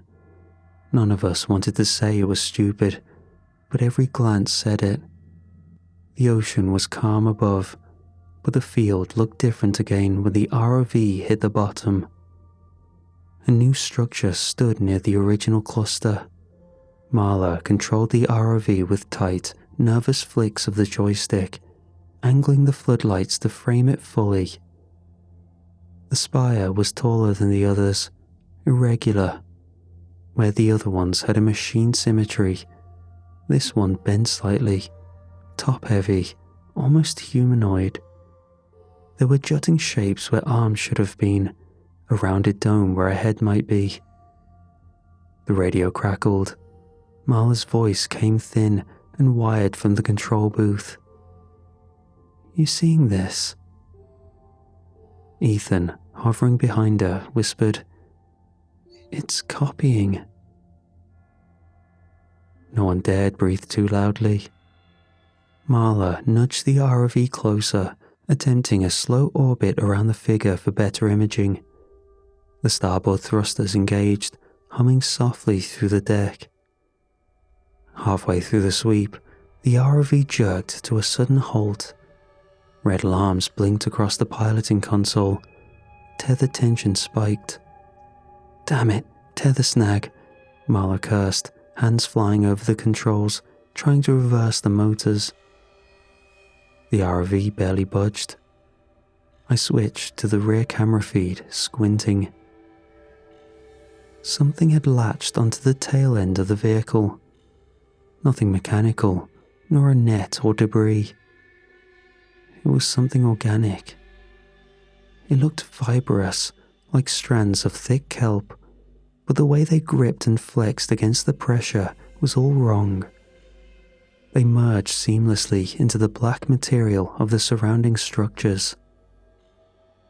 We ran emergency retrieval protocols, tugging manually through the winch, but it held fast.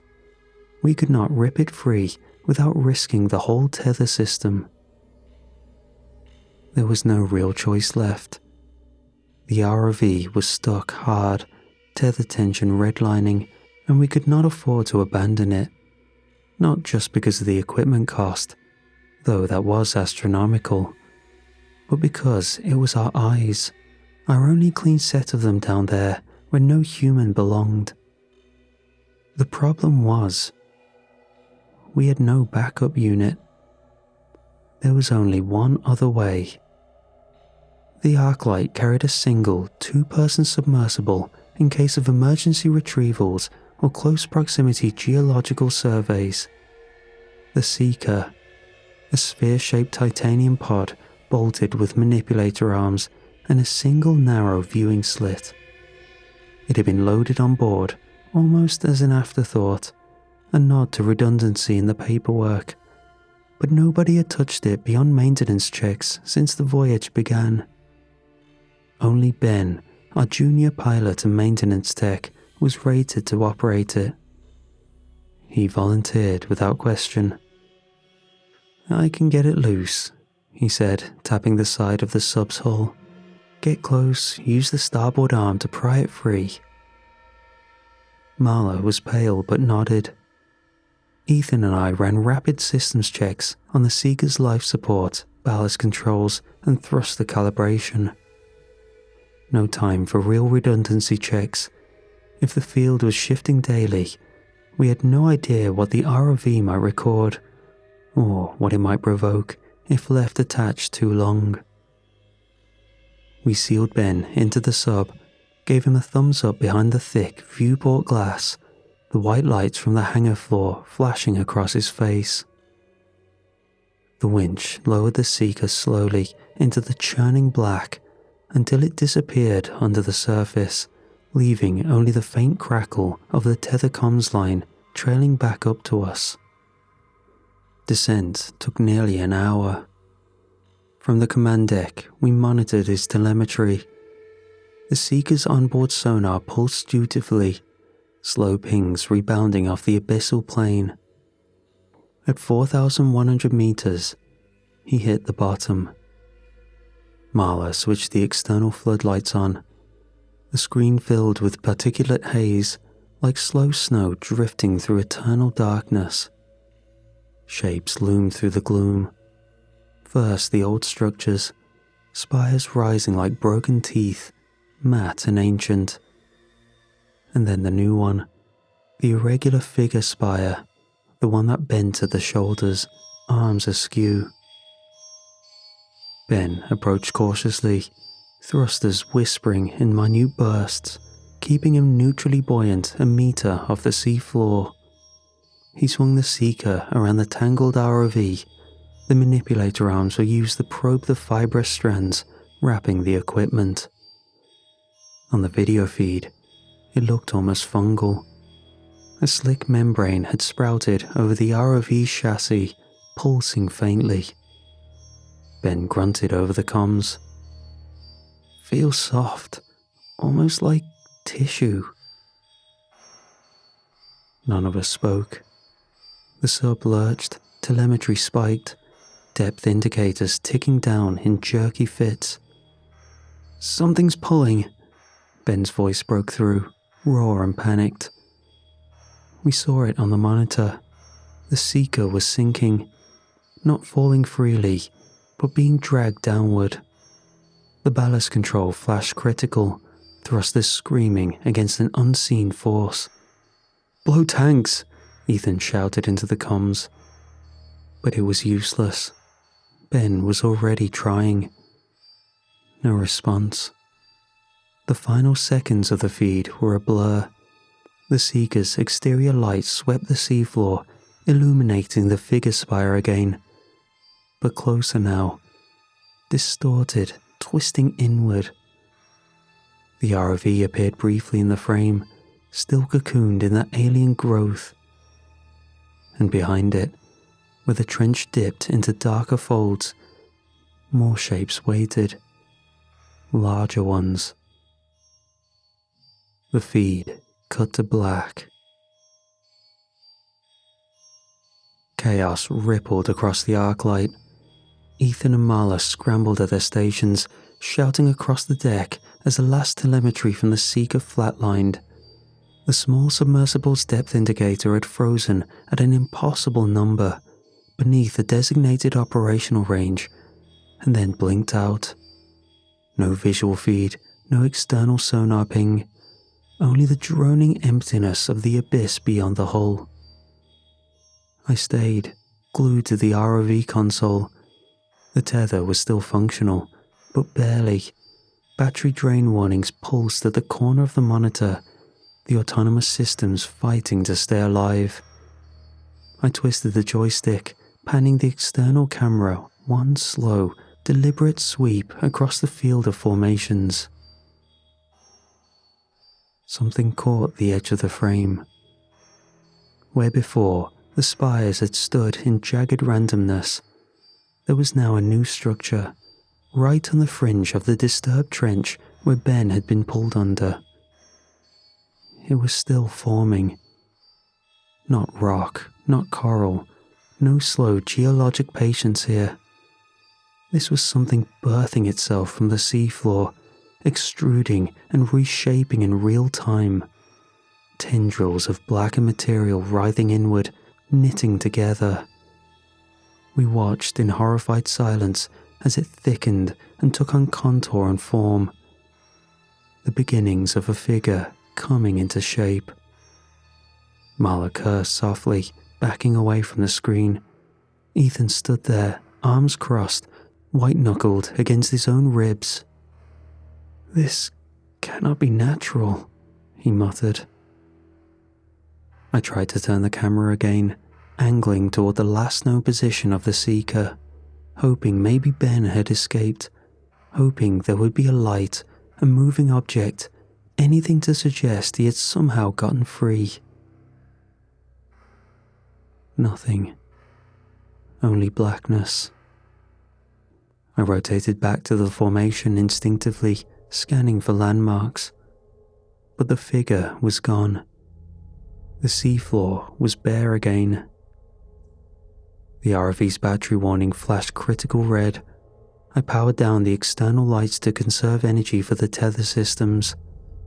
Across the deck, Ethan was flipping through the passive sonar array, rerunning diagnostics. We could not use active sonar now, not with certainty that Ben, or whatever remained of him, was not near the hull. The shockwaves from an active ping could shatter a manned submersible if it was close enough.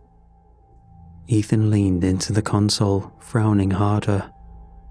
"I've got something," he said. A faint contact, a return on passive sonar. It was moving toward us, fast. No surface ships within range, no known subs, no other research vessels were in this quadrant. We were supposed to be alone out here for another 2 weeks. Marla grabbed the emergency flare protocol and hovered near the distress beacon switch, but I shook my head. No sense signaling. Whatever was coming already knew where we were. The contact was smooth, steady, gliding without turbulence, closing distance too cleanly. Ethan adjusted the gain. An outline began to coalesce on the sonar projection. A shape nearing the Arclight's hull, small compared to the ship, but just the right size for something like the Seeker. Marla exhaled sharply, almost a sob. "It's Ben," she whispered. I kept my hands clamped tight on the edge of the console to stop them from shaking. If it was him, if somehow he had gotten free, he would have radioed by now. The Seeker's comms were silent. Completely, murderously silent. The contact reached the vessel. Docked. The ship lurched slightly, a vibration through the steel underfoot that carried the moon pool all the way to the bridge. The crew instinctively turned toward the access corridor that led down to the moon pool bay, leaving to see what had docked. I stayed at the console, the black screens offering no guidance, no comfort. The ROV was dead now, severed from us, blind and powerless. Only the sonar lingered behind, an occasional soft ping from Ethan's station, trying to resolve an image that would not come. Marla's voice cracked through the intercom from below, tight and strained. "Contact at the submersible dock. It's the Seeker. Looks intact. No visible damage." Through the deck speakers, Marla's voice again, higher pitched. Ben's here. Just stepped out. Looks normal. Says he's fine." I stayed frozen in my chair, staring at the dead ROV feed. A flicker of movement caught in my eye. The passive sonar was still active in the corner, and there was a side utility window no one had touched. An object was drifting past the ship's bow, slow and aimless. Curious, I toggled the camera, hoping for a glimpse before the power fully died. Static and distortion bloomed, but one shape pushed through. A body.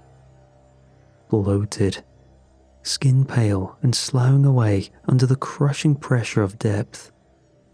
His uniform was torn and trailing in the water, but there was no mistaking the orange patch stitched to the chest. The color used for juniors. A chill went through my veins so fast it left me dizzy.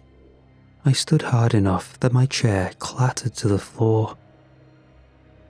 No. Ben was still on the seafloor, which meant whatever had just climbed aboard was not him. I sprinted across the deck, shoving past the storage cart, nearly losing my footing on the grating floor. Halfway to the hatch leading down to the docking level, I grabbed the first heavy object I saw. A rusted steel emergency pry bar, long and pitted from years of salt exposure. It weighed heavy in my hand. I barely registered it. My boots hammered down the stairwell. Below, I could hear laughter, shouts, the casual tones of a reunion. I rounded the corner into the docking bay, my heart trying to climb out of my chest. Ben, or what wore Ben's face, stood surrounded by Marla and Ethan. They were patting him on the back, half laughing, half crying, disbelief and joy muddling into one chaotic scene. They turned at the sound of my footsteps, saw me coming in fast, pry bar raised. I screamed without words, a roar that tore out of my throat. Ben turned, confusion flickering across his face. Marla shouted my name. Ethan moved to intercept. I barreled through both, shouldering them aside with every ounce of terror and momentum I could summon. The first blow caught Ben square in the side of the head. He staggered, a hand going up defensively, mouth opening in a protest that sounded wrong. The cadence too clean, the tone pitched half step too high, the consonants dragging unnaturally for someone with blunt head trauma. I did not stop. Another blow and another. Ethan tried to pull me back. I wrenched free. Ben collapsed to his knees, hands trembling, mouth working in a silent, broken mimicry of human distress. I raised the pry bar one final time and brought it down across the top of its skull with every fibre of strength I had left. The head cracked open. The sound of liquid bursting across the floor silenced the room. Ethan stumbled back, hand clamped over his mouth. Marla simply froze, eyes wide, making a keening sound low in her throat. They no longer fought me on my decision after seeing what spilled out. From what looked like Ben, a gush of thick, briny water exploded across the deck plating, puddling across the decking. Strands of green filament, slick and twitching, spooled out of the ruin of its head, writhing weakly against the metal before falling still. The air filled with the sharp, stinging reek of deep salt and rot. The thing twitched once more, then stilled. Silence. Only the low, steady drip of salt water from its body remained. I dropped the pry bar.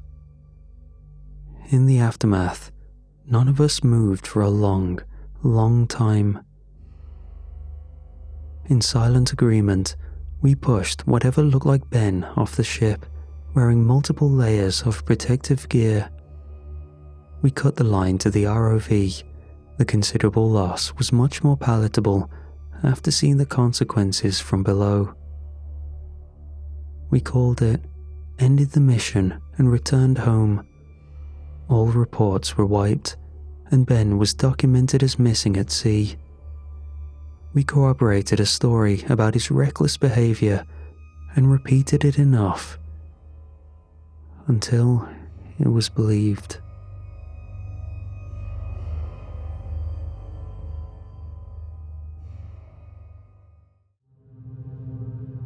Growing up, I had what most people would have called a perfect childhood. We had money, quite a bit of it. We lived in a house with high windows, soft carpet, and a backyard big enough to forget where the edges were. My father, Jonathan, was a quiet man. He led prayer every morning before school and every night before bed. And he spoke with conviction. My mother was grace in motion. She read poetry, cooked like she had studied it, and always seemed to know what I was feeling before I said a word. I loved them both deeply, without question. They didn't hide things from each other, but hid one thing from me. There was a strange man that lived with us. Or perhaps that's the wrong word. He existed in our house, always on the edge of where light ended. He rarely appeared as a full apparition. Sometimes he was just a flicker in the corner of a mirror. Sometimes it was deeper, shadows that didn't move when the sun did, or the smell of smoke in a room where nothing had burned. And he scared me. While my dad and I were cleaning out the garage, I had worked up the courage after an afternoon of silence to ask him who the man was. He stopped stacking the boxes, straightened his back, and smiled at me. "That's your uncle," he said without hesitation. "He doesn't mean you harm." As young as I was, I knew my father didn't have a brother. That night, he sat me down at the kitchen table, his hands folded in front of him, and he gently but firmly told me that if I ever saw anything strange, mirrors, shadows, or noises that didn't make sense, I should ignore it. He said it firmly, as if it was one of the house rules, just as important as brushing my teeth or saying grace. He told me not to ask questions. "If you see him, just keep walking," he said. I asked him why. "Because that's what we do," he said. he looked scared. After that conversation, I started paying closer attention to the way my father acted around the house. After sundown, my father would become wary. He grew quieter and more rigid. He would sometimes excuse himself and go sit in the basement, like he was hiding from him. I remember the first time I saw him, really saw him, not in a mirror or a trick of light, but in full. He stood on the back porch, his face blank and hands at his sides. His coat was dark and long, and his skin looked grey under the porch light, dull and lifeless. Wherever he appeared, my father answered the door before anyone else could. He would step outside, pull the door closed behind him, and speak in whispers. I couldn't hear much, but I knew that the man would hand him something, a piece of paper. My father would tuck the note away, move with urgency, and leave the house without finishing his meal or saying goodbye. Sometimes he would make calls from the landline in the garage. Once he didn't come home until morning. He looked drained, his shirt was unbuttoned, and his kind eyes were bloodshot. I tried asking about the man once. I didn't even make it through the question. "Don't," my father said, not angry, but firm. "Just don't." After that, I learned to keep quiet, but the man kept coming. It happened 10 years ago. I remember the exact date because it was 2 days after my birthday.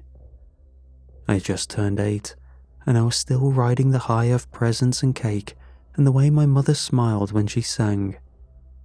The weather had started to turn, the heat pulling back and leaving behind that crisp early autumn air that carried the scent of dry leaves and chimney smoke. That night, I saw my father standing at the back door again. I was on the stairs, holding a book. I heard the door open, and I saw the man outside. He looked the same as always. I knew what would happen. I'd seen it before. The man would hand him a note, my father would read it, and then everything would shift into motion. He would leave, pray, or make a quiet call to someone I'd never met. But that didn't happen this time. The man passed him the paper. My father looked at it, looked down and unfolded it. His eyes moved over the page, once, then again. His hand dropped to his side. He didn't move. He just stood there, holding the paper. I thought he was going to faint. I stepped down onto the next step. He turned slowly, his face pale. He looked past me. He looked like he had aged 10 years in that moment alone. Then, he really looked at me. My father had never looked at me that way. Hell, nobody has ever looked at me that way since. His eyes filled with tears, and I thought he might say something. But instead, he turned toward the hallway. My mother had entered the room. She had a dish towel in her hands, still damp from washing. She looked at him. He handed it to her. She unfolded it. Her mouth opened, and at first, no sound came out. She stared at the paper, blinked once, and then collapsed onto the floor, her knees hitting the tile. She screamed, not in fear or even grief, but in helplessness, a sound that split the room. I didn't know what was on that paper yet. I just knew it broke something in her, something that wouldn't heal. My father crouched beside her and tried to return the paper, but she pulled away. She crushed it in a fist and held it against her chest. After my mother crumpled to the floor, my father finally seemed to remember I was standing there. He turned toward me, and for a second, I thought he was going to call me over. Instead, he gave me a small nod. His voice was quiet. "Go to your room for a little while. Your mother and I need to talk." I didn't question him. I walked back up the stairs and closed my door behind me. I sat on the carpet by the window, legs pulled against my chest, watching the backyard sway in the wind. I figured someone had died. Maybe my grandmother or someone from my father's side I'd never met. That would explain the tears. At some point, I pressed my ear to the floor. I wanted to hear something, anything. But there was nothing at first, just the settling of the house. Then, eventually, I heard my mother. Her weeping was soft, barely there, sorrow that couldn't be helped or postponed. Her voice cracked a few times, but I couldn't make out any words. Then it faded again, and I was left in silence.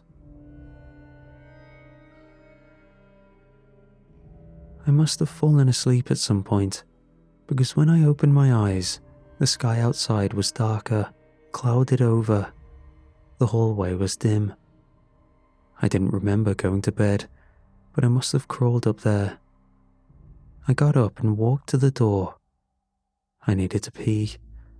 I crept down the hall, dragging my hands against the wall as I went, and stopped just before I reached the stairs. I could hear them. My parents were downstairs, speaking in the kitchen. They weren't whispering. They weren't even trying to be quiet. My father's voice was sharp, strained. "How are we going to do this in just 6 months?" There was the sound of something clattering on the counter, a cup maybe, or a spoon. Then my mother snapped back. "We can't just give him up. He has never asked for something this messed up before. How do we even go about this? Curse your grandfather, Jonathan." She sounded panicked. Her words hit like stones thrown in every direction. My father didn't answer right away. I heard him pace as I stood at the top of the stairs. My heart thumped harder with each passing second. I didn't understand what they meant. Give up who? What did 6 months mean? Who had asked for something? But I did hear the fear in their voices. My mind went back to him. That was when the idea first started to take root in my chest.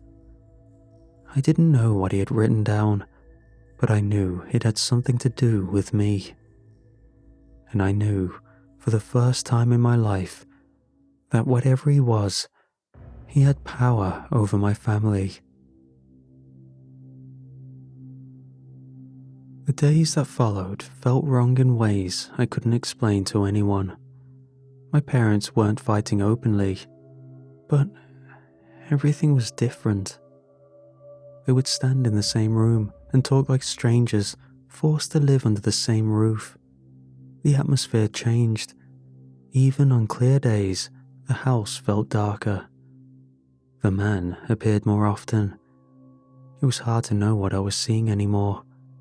He began showing up in my dreams, not always clearly, sometimes just the feeling of him. Other nights he was a shape behind the glass, or a figure on the other side of the window, waiting for me to wake up. I wanted to ask my parents what was going on. I wanted to tell them that he wasn't even trying to stay hidden anymore, but I was afraid of what they'd say. And then I noticed something else. My mother started gaining weight. She wasn't eating much, but her belly was fuller, and her steps were slower. Her shirts no longer hung the same. I saw her once in the bathroom mirror, holding a hand to her stomach. I could see him standing right beside her. He was growing bolder, or maybe we were growing weaker. As her stomach grew, so did the weight pressing down on everything inside that house. I caught my mother staring out the kitchen window more often, her fingers resting on the counter like she was waiting for something to appear outside and carry her away. My father became more devout than ever. He spent hours locked in the study, muttering under his breath, his voice rising and falling. He was constantly reciting scripture. I peeked in once through the crack of the door and saw him kneeling, not just praying, but rocking, whispering between his teeth while staring at the floor. I only got the courage to question the entire situation one time, but I was met with bland responses. They were clearly shrugging me off. The night it all fell apart started with the wind. The trees scraped the windows, the power lines swayed and groaned above the roof, thunder rolled in circles, never close enough to crack the sky, but loud enough to rattle the windows. I woke to screaming. My body reacted before my thoughts caught up. I sat up in bed, my heart pounding and my chest already tight. I could tell from the tone that it wasn't just anger. My mother's voice tore through the house with desperation. I climbed out of bed and stepped into the hallway, too scared to move closer, too afraid to go back. Her voice rang out from downstairs. "We have to give it a kid tomorrow, Jonathan." She sounded broken. My father answered her, pleading, "We'll find another way. Just wait, please." "I'm done waiting," she screamed. "You know what will happen. You know." There was a crash. I stood there, gripping the banister, my hands shaking, my stomach twisting. Then I heard the scream. My mother. One sharp, terrible sound that cut through the house like metal tearing through cloth. And then nothing. I ran. I was already down the stairs before my brain caught up to what I was doing. The air smelled sour, the lights in the hallway were off, but there was a glow from the bathroom door. The light spilled out into the dark, casting shadows on the floor. She was on the ground. My mother. Her body was twisted at the hip, one leg stretched out, the other bent beneath her. Blood had soaked through her dress and pooled under her shoulders. Her head was resting against the base of the tub. Her eyes were open, glassy, her mouth half-parted. There was a knife in her hand. I couldn't breathe. My father was beside her, on his knees. His shirt was stained, his face blotched red. He held something in his hands. I didn't understand what I was looking at. It was small, pink, a mess of limbs and tissue. He cradled it like it might cry. He was rocking back and forth, whispering something to it over and over. I wanted to scream. I wanted to ask what happened, but nothing came out. I turned and ran. My hands hit the stair rail. I missed the step and slammed into the wall halfway up. I kept going, back to my room. I closed the door. I crawled into my closet. I curled up and held my knees to my chest. I stayed there until the sun rose.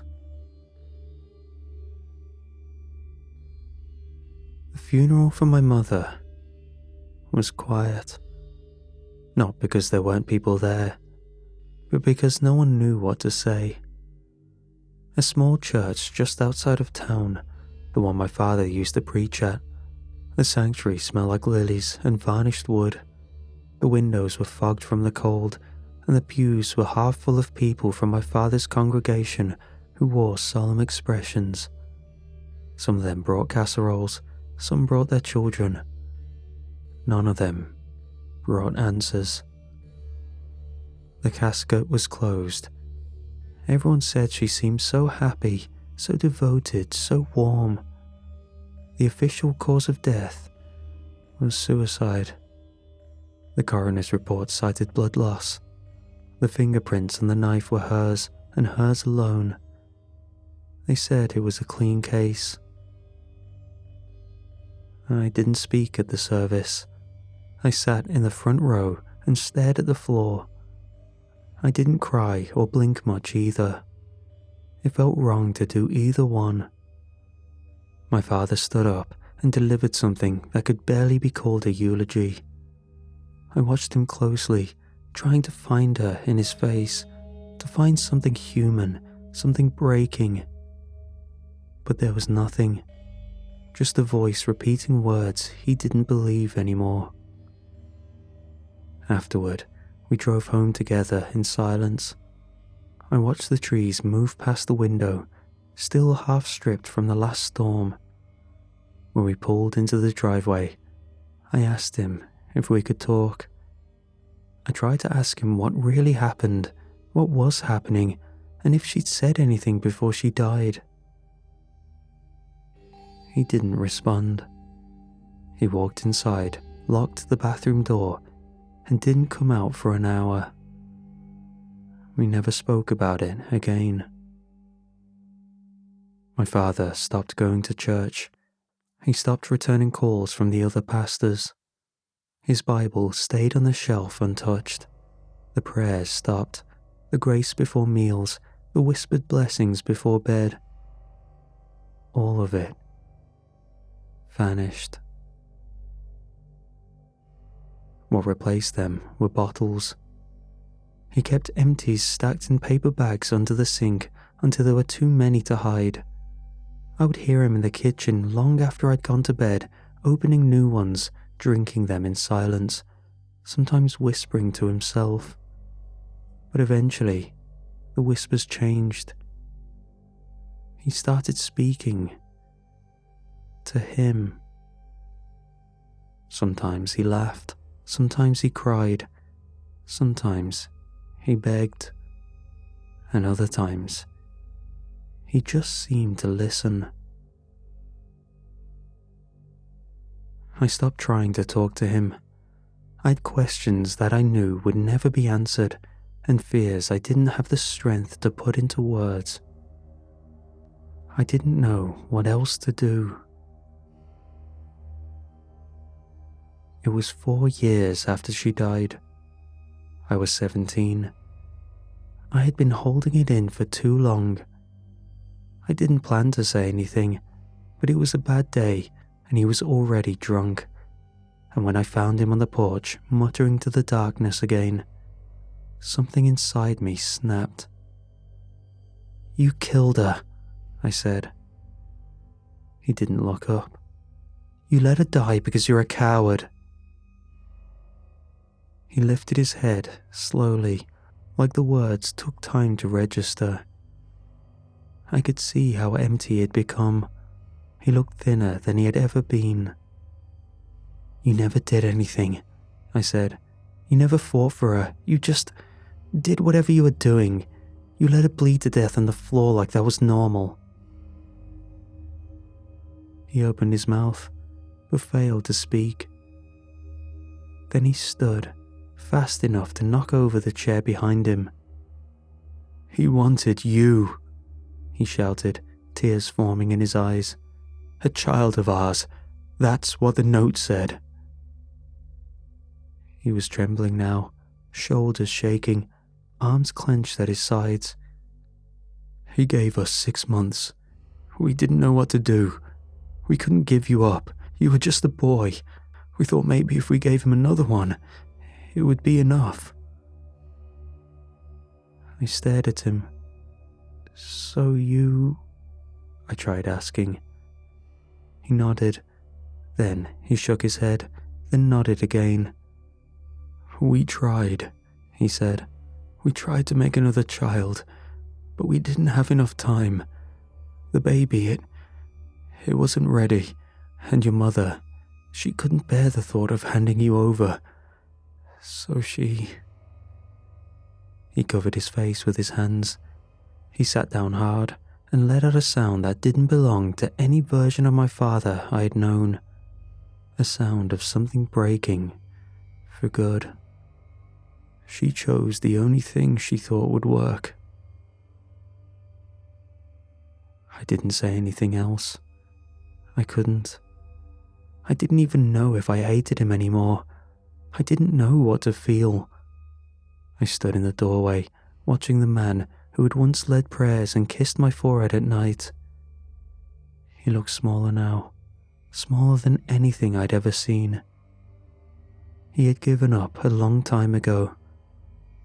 He had just forgotten to die. My father collapsed onto the couch, shoulders buckling under years of grief that had finally found their voice. His face was wet, red in the corners, streaked with the cries of a man who wasn't weak, but had surrendered to the truth.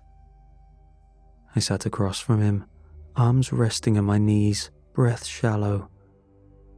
I felt sick. My skin tingled and my legs ached, but I didn't move. I needed to know. "Where did he come from?" I asked. My voice was quieter than I expected. He stared at the ceiling above my head, eyes unfocused, as if he was watching something move across it that I couldn't see. Then he nodded, just once, and began to speak. "My father," he said, slowly, as if pulling each word from a well buried deep in his chest. "Your grandfather made a deal with something, I think." He swallowed hard, rubbed at the corner of his mouth, and kept going. "I was born wrong, crippled. I couldn't walk, talk, or even breathe right.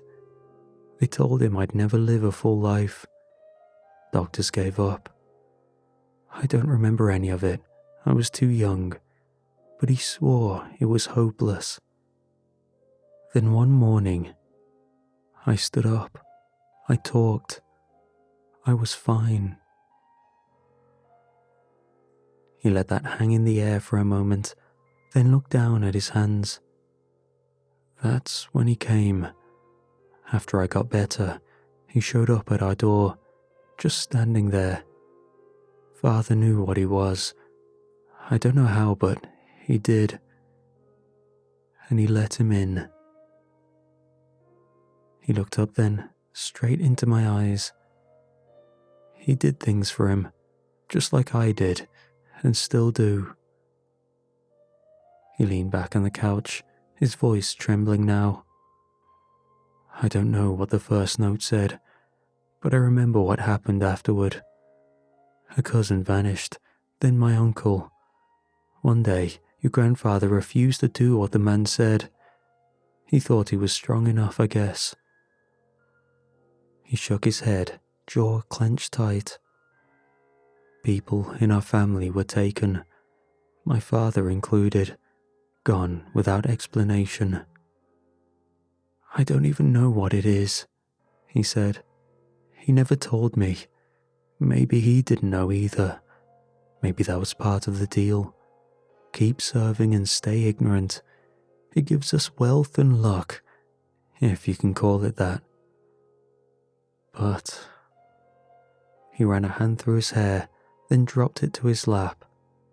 He exhaled a slow, tired breath. "I curse him, my son. I curse my father every day. If he just left me the way I was, maybe none of this would have happened. Maybe I'd have a short life, a quiet one, but a real one. And you would have never known any of this." His voice cracked again. He didn't wipe his eyes this time. He let them fall freely. I used to wonder if I was ever supposed to be a father. If maybe he let me live just so I'd carry the burden to someone else. He turned toward me and, for once, didn't try to be strong. I'm sorry. I'm so sorry. I should have ended it. I should have done something. I don't know. I don't know what I could have done, but it should have been anything but this. His words hit hard. My chest burned. I hated him for so long that I didn't know how to stop. But hearing him say those words and the ruin behind his eyes left me hollow. For the first time since my mother died, neither of us was angry. He leaned back on the couch and tilted his head toward the ceiling. His lips moved as he mumbled to himself, words too quiet to catch. Eventually, the weight of everything dragged him into sleep. I sat there for a long time after he closed his eyes, listening to the wind outside and the faint clock ticking above the fireplace. When I finally stood and left the room, the house was quiet. I moved into the hallway, not sure where I was going. My steps were slow. My thoughts wouldn't settle. And then I felt it. A light touch on my shoulder. I froze. I turned my head. He was behind me. Not half there, not distorted in a mirror or hiding in a shadow. He stood, fully visible, completely real. I could see the lines on his coat, the folds in the collar, the age in the cloth. He was tall. His skin was pale, but not corpse pale, just drained. His face was long and unreadable. His eyes were... I can't remember them. He held out his hand. There was a note in it. I didn't reach for it. My arm moved on its own. My fingers took it from his hand, and the second it left his palm, he vanished. I stared at the paper for a long time before I unfolded it. My hands were shaking, my throat was dry. I already knew it was meant for me. 3 words, written in neat, slanted handwriting. Cripple your father.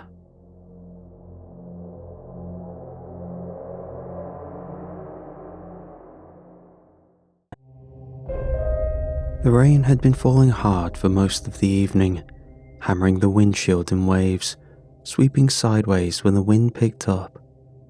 The wipers couldn't keep up. I kept one hand steady on the wheel, while the other balanced the warm pizza box across my thigh. It had come from one of those new vending machine setups, some gimmicky startup people had started ordering from. The machines handled everything: order, prep, box, and seal. My eyes bounced between it and the road. I couldn't help wondering what made this so popular. The car jolted hard over a speed bump I hadn't seen in the rain, and I felt something slide off my lap. I looked down. One of the slices had slipped halfway out the box and landed right across my thigh. I pulled over and brought the car to a crawl, glancing down again. My shirt was soaked in red. I lifted the slice by the crust, and somehow it looked perfect. Hardly any sauce was missing from the surface. The rest of it must have been some excess pooling at the bottom of the box. It didn't smell like pizza. though I couldn't tell exactly what the liquid on me smelled like. Some weird oil they used. The sauce hadn't changed the slice's appearance. I pushed it back in with the others. It looked perfect to me, so I figured the customers wouldn't complain. I wiped my fingers against the side of the seat and closed the box again. I pulled up to the curb outside the modest 2-story house, headlights cutting through the sheets of rain. The windows were fogged from the inside. I grabbed the box, stepped out, shielding it from the downpour as best I could, and jogged up to the walkway. I rang the bell. A second later, a muffled voice called out from inside. "Sweetie, just like we practiced, go get the pizza delivery."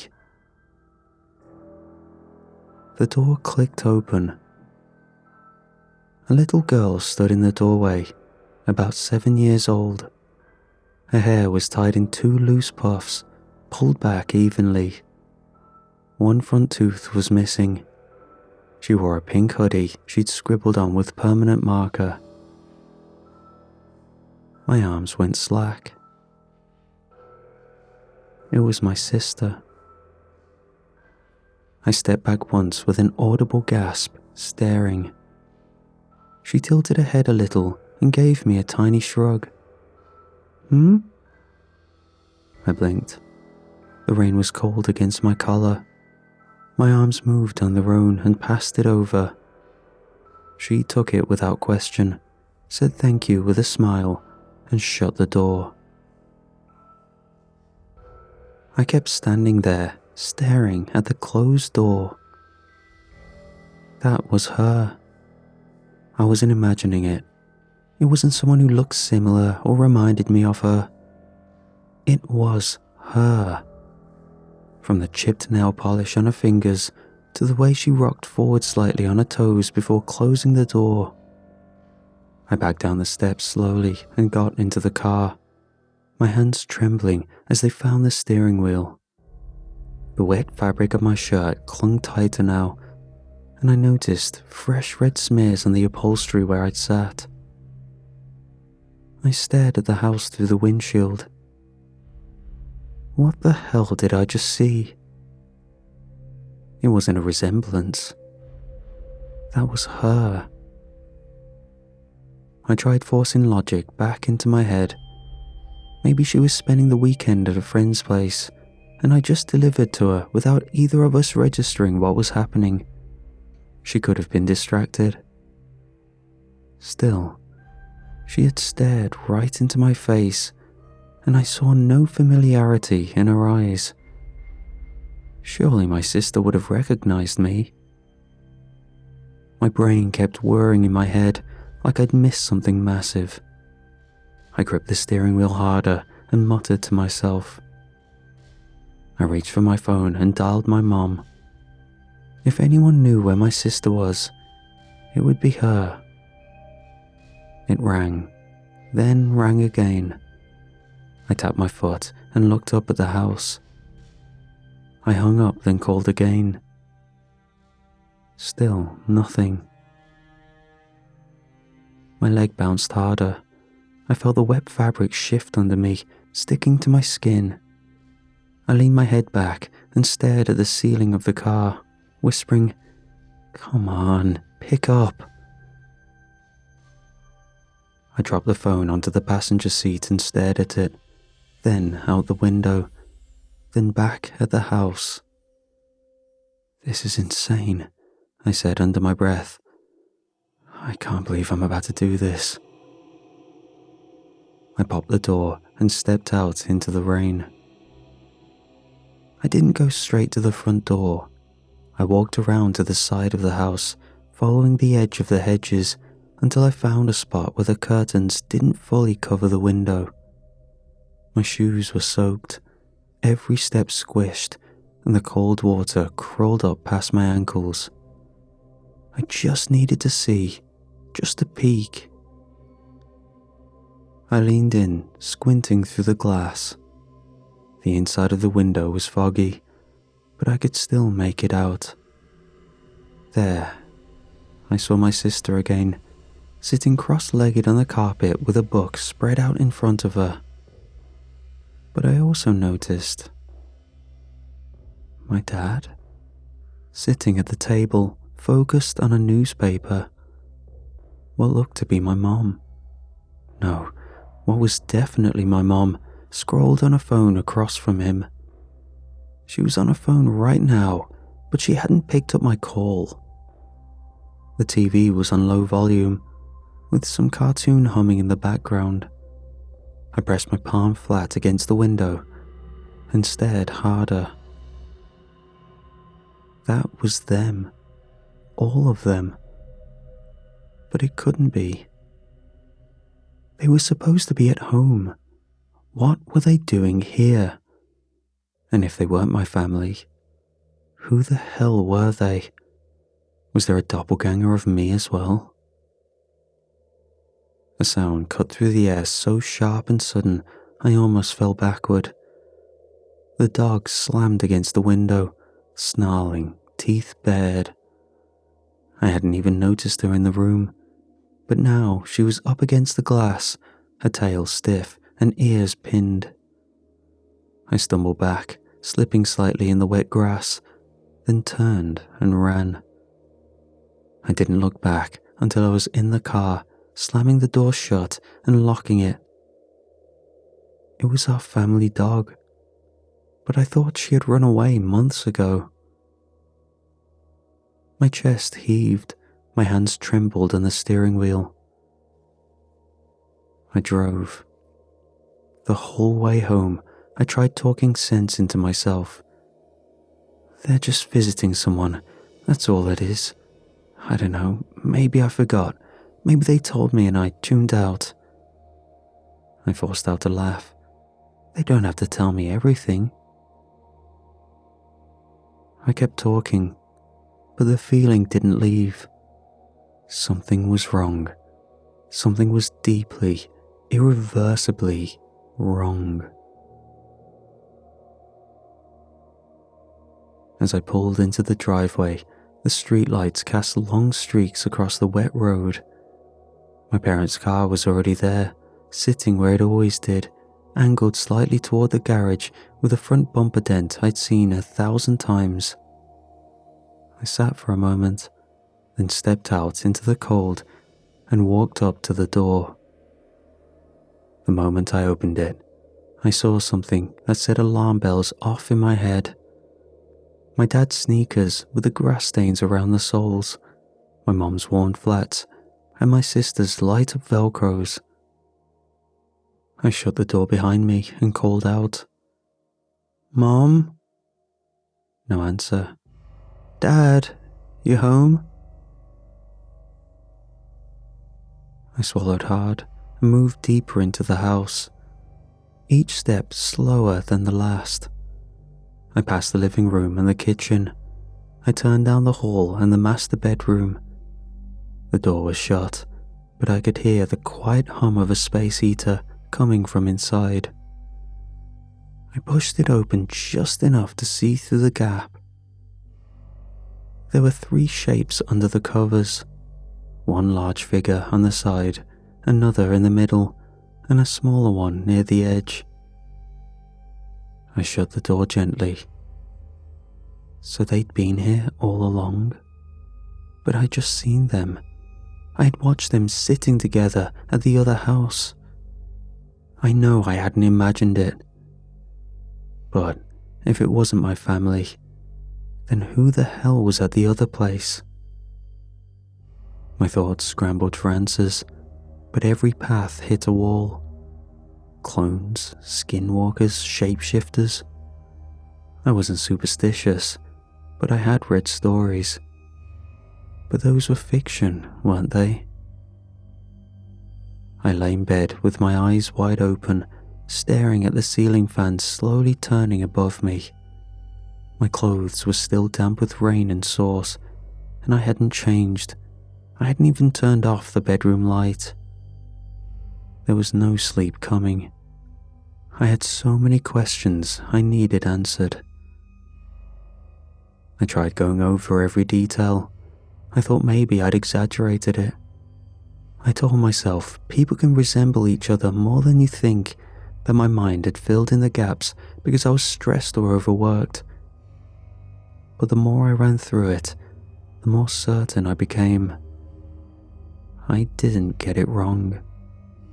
I'd seen my sister. I rolled over and looked at the clock. It was still early, just before 5. I got up and grabbed my keys. I needed to see again. I needed proof. I parked across the street from the house and killed the engine. The windows were still dark. The porch light had shut off with the first rays of sunlight. I reclined slightly in the seat and waited. Minutes passed, maybe more than an hour. Then the front door opened. My mom stepped out first, coat slung over one arm, digging in her purse for keys. My sister followed behind her, wearing her school uniform. This couldn't be a coincidence now. I was certain. The exact same uniform? No way. They got into their car, and I watched as my mother started driving. I didn't even realize I'd started the ignition until I was already following them. I followed them across town, keeping 2 cars back so I wouldn't be noticed. They pulled into the lot of West Grove Elementary, my sister's school. I recognized the mural on the front wall and the big plastic tiger near the entrance. I parked across the street and watched. My mom stepped out first, guiding my sister with a hand on her back. She adjusted her coat, glanced both ways, and crossed towards the front door. My sister skipped behind her, bouncing at the sidewalk's edge. They laughed about something before heading through the main entrance. I stayed frozen behind the wheel. My hands were locked around it, stiff. This was really happening. I couldn't wait anymore. I got out and crossed the street. The security officer at the door didn't stop me. I walked through the main entrance and straight toward the front desk. The woman sitting there looked up and offered a polite smile that disappeared as soon as she saw me. "Can I help you?" she asked, voice cautious. "I'm trying to find my mom and sister. They just came in. I saw them walk through the doors." She hesitated, glanced toward the interior hall, then back to me. "There's a parent-student event going on this morning. A lot of families are here right now. Do you know what classroom they were going to?" I shook my head. I need to talk to them. I'm sure they're here. I saw them come in."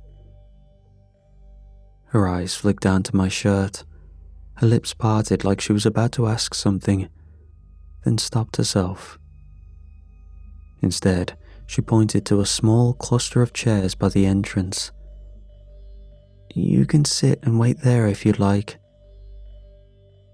I sat. The seat creaked beneath me, and the smell of industrial carpet and disinfectant hit my nose. I rested my arms on my knees and tried to quiet my breathing. My head ached from how hard I'd been clenching my jaw. The woman at the desk glanced at me again, then stood and stepped closer, her voice lower. "Sorry to bother you, but what is that on your shirt?" I looked down. The red stains were still smeared across the front and sleeves, thicker near the bottom. I'd forgotten all about it. "Pizza sauce," I muttered.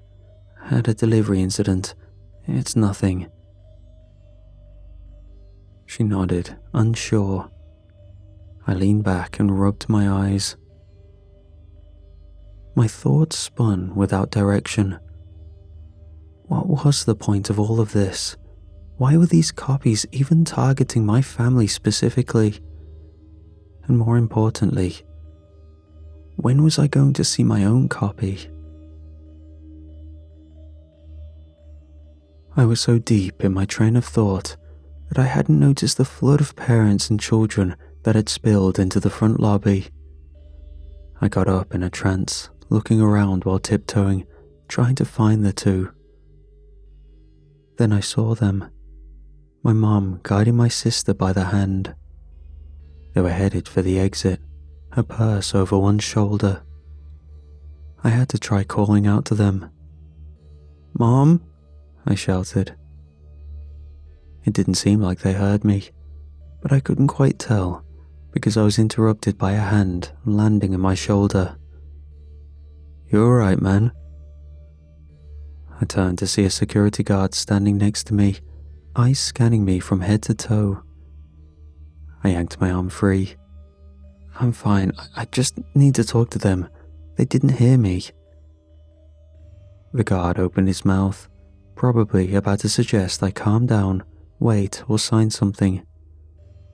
I didn't give him the chance.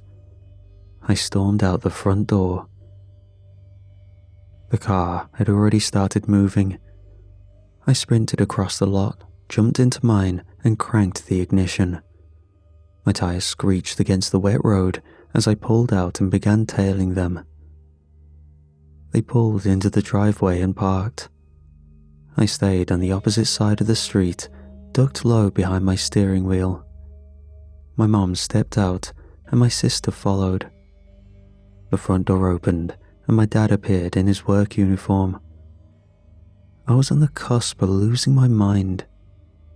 Every time I tried rationalizing what was happening, I got hit with another slap in the face. He smiled, walked down the steps, wrapped my mom in a brief hug, kissed her forehead, and knelt and patted the dog barreling out behind him. They all walked inside together. The door shut behind them. I stared at the house with my hands frozen at 10 and 2. I had seen them, all of them, but me. The sun had begun to dip by the time the front door opened again.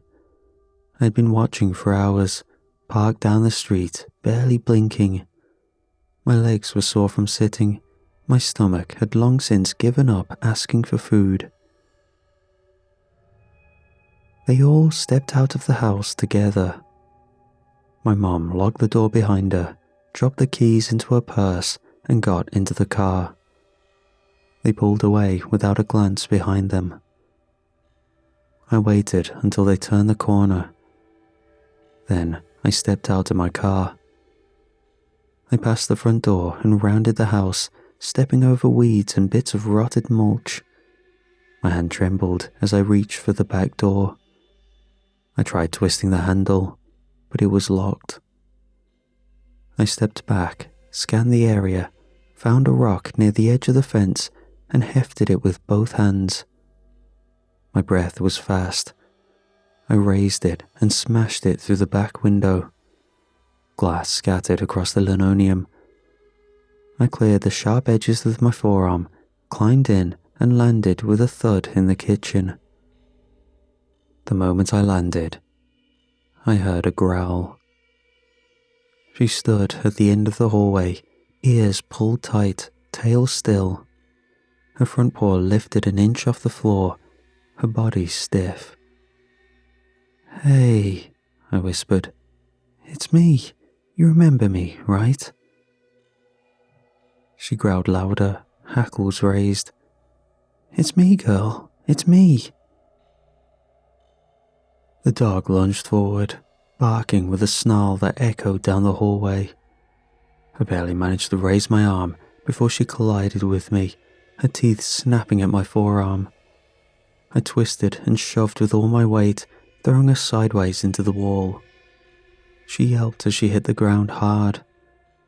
She didn't move after that, but I checked her chest, still breathing. I pushed into the living room and tried to steady my breathing. I moved through the house room by room, turning over drawers, peeling open photo albums, and flipping through paperwork. Their diplomas were on the wall, their wedding photos sat crooked on the dresser. I opened my sister's closet. Her clothes were exactly as I remembered them. I checked the drawings taped to a wall. In my parents' room, I rifled through the drawers one by one until I hit the one near the bottom. It stuck a little when I pulled it, swollen from humidity. I yanked harder. A stack of old tax documents and receipts spilled forward. Beneath them, wrapped in a hand towel, was a revolver. I unwrapped it and turned it in my hands.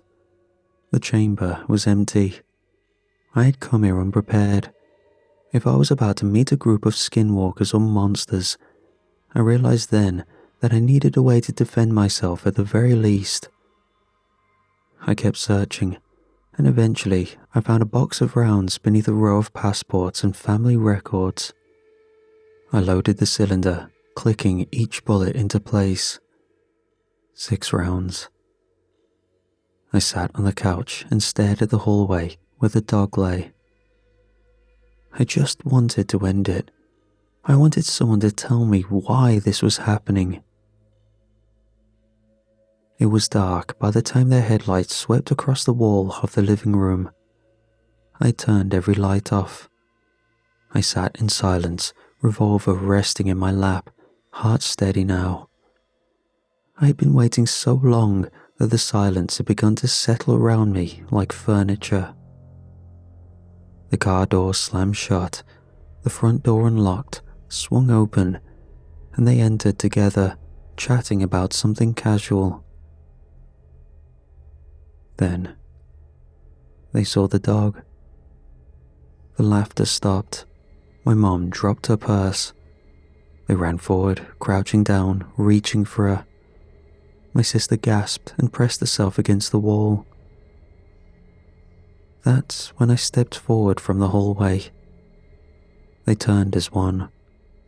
I lifted the revolver and cocked it. They froze. My dad raised his hand slowly. My mom didn't move. My sister stared at me with her eyes wide and wet. I didn't blink. "Who are you?" we all asked at the same time. I didn't answer, and they didn't either. I waved the gun around. I asked the questions. I corrected my posture. "Why are you copying my family?" Still, nothing. "I saw you all here," I said. "I delivered that stupid pizza here and saw my little sister and my entire family in this home. But I saw them, my family back home, lying in bed. So who are you people? Why is there no copy of me? Am I not good enough?" My voice cracked at the end, but I swallowed it back. "You're not them." My dad started to speak, something low and even. "Don't," I said. "Don't start acting now." I reached into my coat pocket and pulled out the roll of duct tape I'd brought from the kitchen drawer. I tossed it across the room. It bounced once, then stopped near my dad's foot. "Start tying, all of you. Arms, legs. Don't test me." My sister started crying. My mom didn't move until my dad knelt and began wrapping her wrists, muttering that everything was going to be fine, that they'd do what I said. He worked quickly, quietly, barely looking up. He bound her ankles next, then moved to my sister, who flinched with every motion. I tied my father's wrists myself. "You're coming with me," I said. "We're going to see the real ones, the originals." My dad looked up at me, confusion twisting into fear. "I'm going to get my answers." I marched them outside. The street was empty. I had them walk in a line, slow and careful. My finger never left the trigger. I opened the door of the car and shoved them into the back seat one at a time. My sister sat in the middle, wedged between them. Their faces were tight with panic. My dad tried whispering something to her. I told him to shut up. I got behind the wheel and started the engine. I drove toward my house. My fingers tightened on the wheel with every mile. My throat was dry, and the weight of the revolver pressed against my thigh. I kept my eyes flickering between the road and the mirror. We pulled into the driveway. My hands were shaking on the wheel, slick with sweat, even though the night air had turned cold. I left the engine running and stepped out first, keeping the revolver low but steady. "Out," I said, voice dry. "Come on, let's go." The dad shuffled out of the car slowly. His hands were still taped, arms held away from his sides, like he thought any movement might set me off. He looked at the house for a second, then at me. "Look," he said, trying to meet my eyes. "Please, just think about this. You don't have to do any of this. This is a mistake. You're confused, I can tell." I didn't say anything. He kept going, breath picking up. "You said we are copies, doppelgangers. What if that's not what this is? What if you just mix something up?" We walked toward the front steps. I was right behind him. He stuttered. "If I'm a copy, what's my name?" I stopped walking. The question buzzed in my head, dull and ugly. His name. That should be easy. I'd said it 1,000 times. I opened my mouth. "Your name is..." He defensively raised his arms, awaiting an answer. I raised the gun again. "Shut up, just shut up. You're about to meet them." I led him down the hallway. Every light in the house was off. I didn't bother with the switches. I wanted to get this over with. "They're in there," I said. "The real ones. You'll see. And when you do, I want to hear you say it. I want you to admit you're a copy." He didn't speak. I reached for the master bedroom door and pushed it open with the barrel of the gun. It creaked. The air inside was thicker, warmer somehow. My family was still in there, sleeping. I stepped in first and flipped the light switch. And then I stopped breathing. The sheets were stained dark red, splotches soaked through the fabric and crusted around the edges. The man behind me let out a soft, hoarse sound. "Why?" he said, voice breaking. "Why are you showing me this?" I looked at him. I didn't speak. I raised the gun and shot him once in the chest. He dropped to his knees, gasping. Then I stepped forward, placed the barrel against his head, and fired again. His body fell sideways under the carpet. I stood there for a while. Still, there was noise in my ears, a fan whirred above us. I didn't say anything. I just turned around and walked back toward the door. The rain had returned by the time I stepped back outside. It drifted over the street in soft sheets, thin and consistent, slipping into the collar of my shirt as I crossed the yard. The sidewalk glistened beneath the streetlight, puddles gathering in the same uneven cracks that had always been there. I walked toward the car with the revolver down at my side.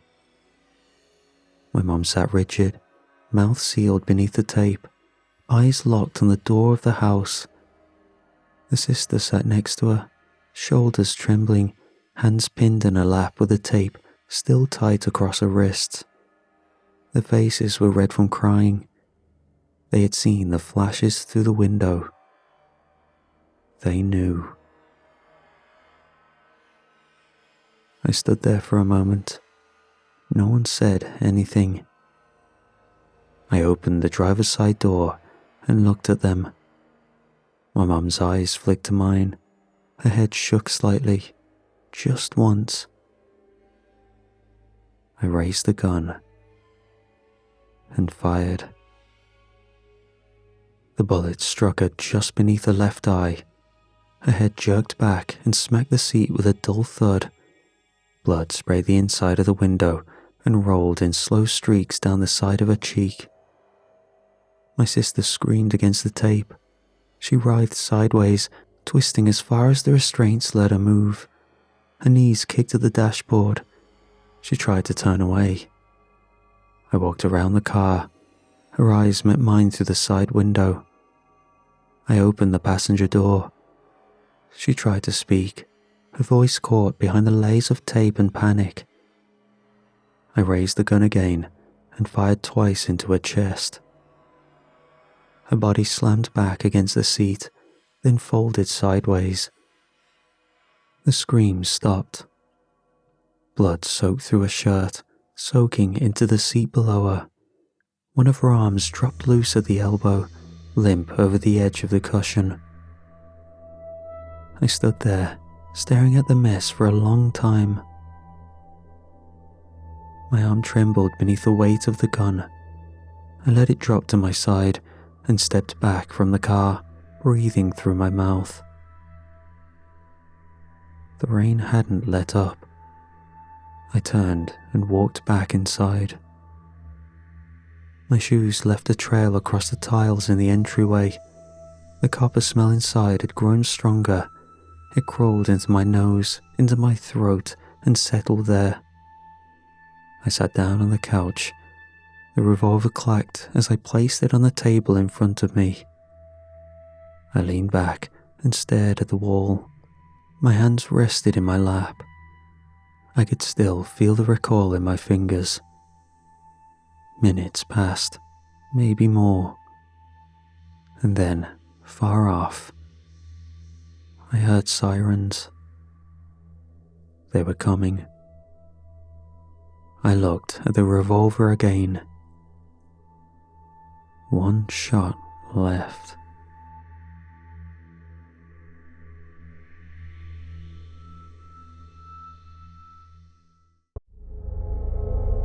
I'm not saying the money made it worth it, but it did keep me fed. The kind of job I had, hell, the kind of place we worked, was the sort of thing you didn't exactly talk about at family gatherings. I never brought it up with my brother when he called, didn't post about it, didn't take photos. I wasn't even allowed to keep a journal. Not a real one, anyway. Only the pocket logs they issued, the kind where every page was marked confidential in bright red. And even then, we weren't supposed to write anything more detailed than shift notes and tool sign-outs.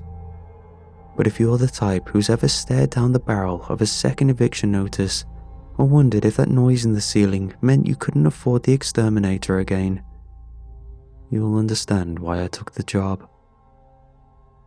I got the call through someone who knew someone, a guy I'd done contract rigging work with out in Arizona. He didn't tell me what the job was, just that it paid triple and they needed people who could keep their heads down. The phone call was short. I didn't even give a formal yes, just silence long enough for him to say, "All right, I'll pass that on." 2 days later, I got a message on my old work email that was still connected to my phone. I hadn't used it in years. There was no subject line, no sender list, just a set of coordinates, a time and instructions to bring ID and steel-toe boots. It felt off, every part of it. But I was behind on rent, and the other job I'd lined up fell through. I told myself it was probably some private sector contract gig, maybe security or survey work. Nothing illegal, just quiet. I drove 5 hours to a truck stop in the middle of nowhere, an unmarked van already waiting. The driver didn't say a word, just pointed to the back like he'd done it 100 times before. And I climbed in, because desperate people do strange things when the numbers finally stop working in their favor. We drove for what felt like hours. The windows were blacked out and my phone was taken and sealed in a lead-lined pouch, the kind you could only release with a strong magnet. Nobody spoke, and when the van finally stopped, we were at a small private airfield, bare concrete, a single floodlight, and a plane waiting on the tarmac. Too small to be commercial. The plane wasn't marked, just a featureless charter jet. Inside were half a dozen other guys spaced out like strangers at a funeral.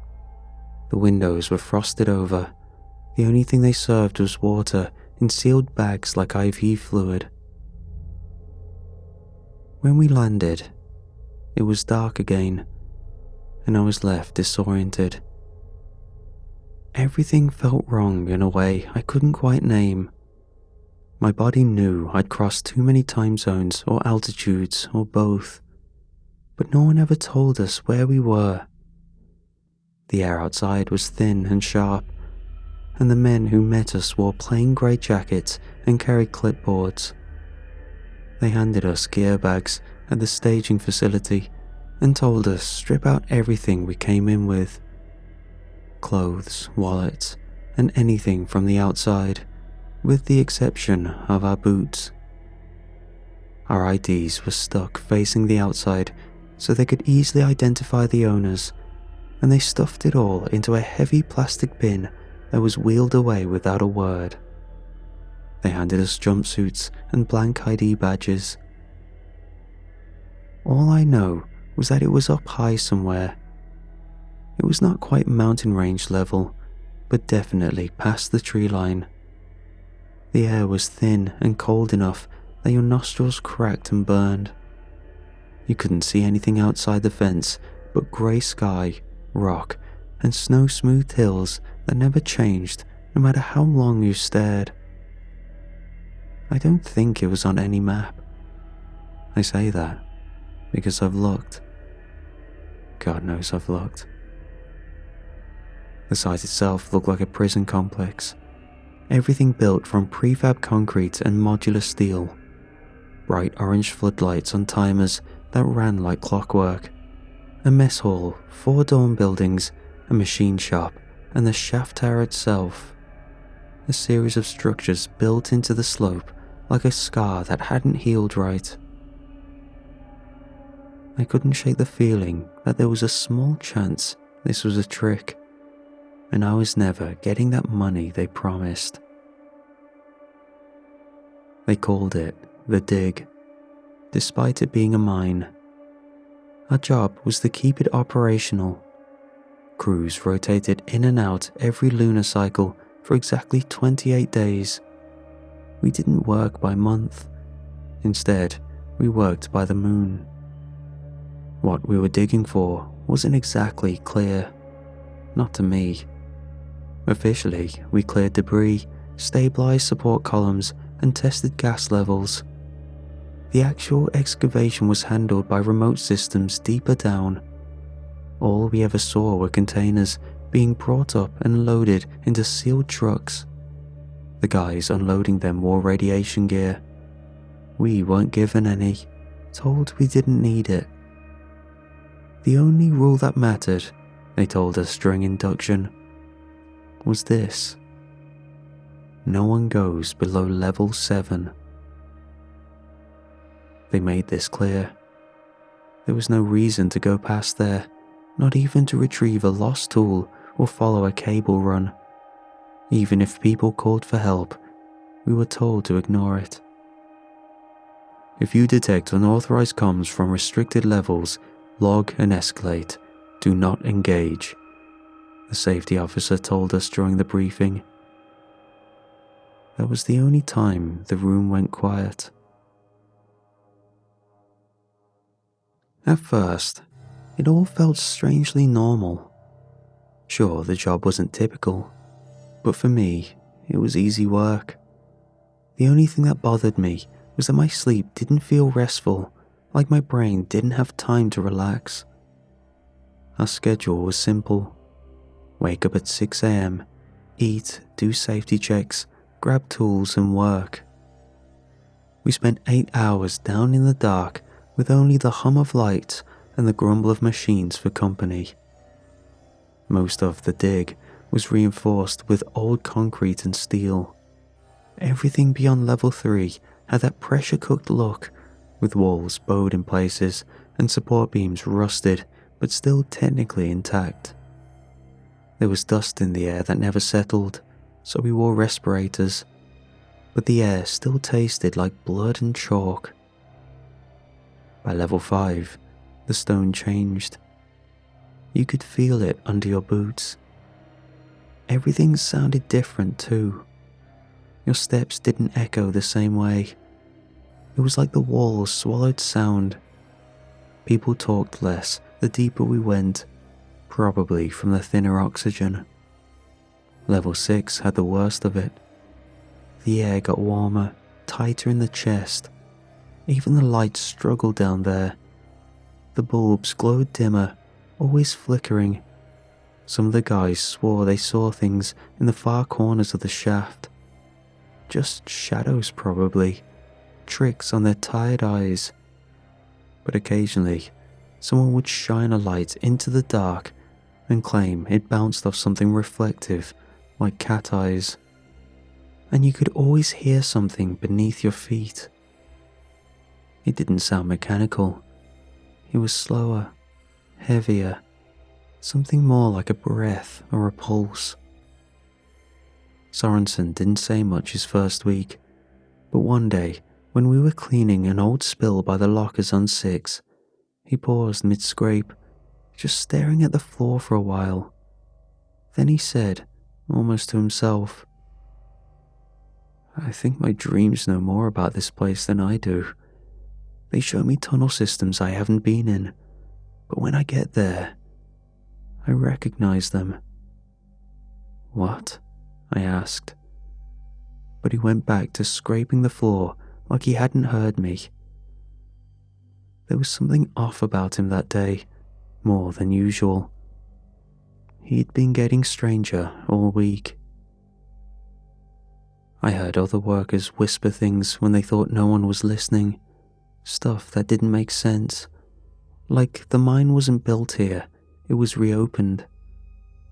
One guy, Thompson, swore he saw markings in the stone that didn't match any of our tools. I couldn't help but find the whole thing ridiculous. Being stuck in artificial light for 8 hours a day clearly impacted these guys, and I wasn't about to let that happen to me. And through it all, level 7 just waited. The first time I saw the door up close was during my rotation on safety checks. Level 6 was on my route, and one of the daily tasks was to confirm the seal integrity on the level 7 door. Every shift, someone had to take the elevator down, scan the weld lines with the handheld thermal unit, and log the readings manually. The door to level 7 was solid steel, welded in 3 places, painted yellow and black like a wasp's nest. No keypad, no lock, just a placard. Restricted. Do not open. I marked it off on my checklist and realized I was holding my breath the entire time, as if something on the other side might hear me. And I swear, I heard someone whisper from the other side. But I never told anyone out of fear of admitting I was catching whatever mental bug the other guys seemed to have. Sorensen disappeared on day 19. but we didn't realize straight away. We gotten used to guys crashing early or skipping mess to sleep off a migraine. Nobody kept track of anyone unless they were your tool buddy for the shift.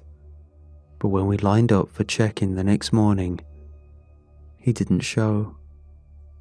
Someone joked that he'd finally quit and maybe he'd hiked out in the night. We all knew he'd been unraveling. Little things at first. He'd stand too close to the wall as if listening for something.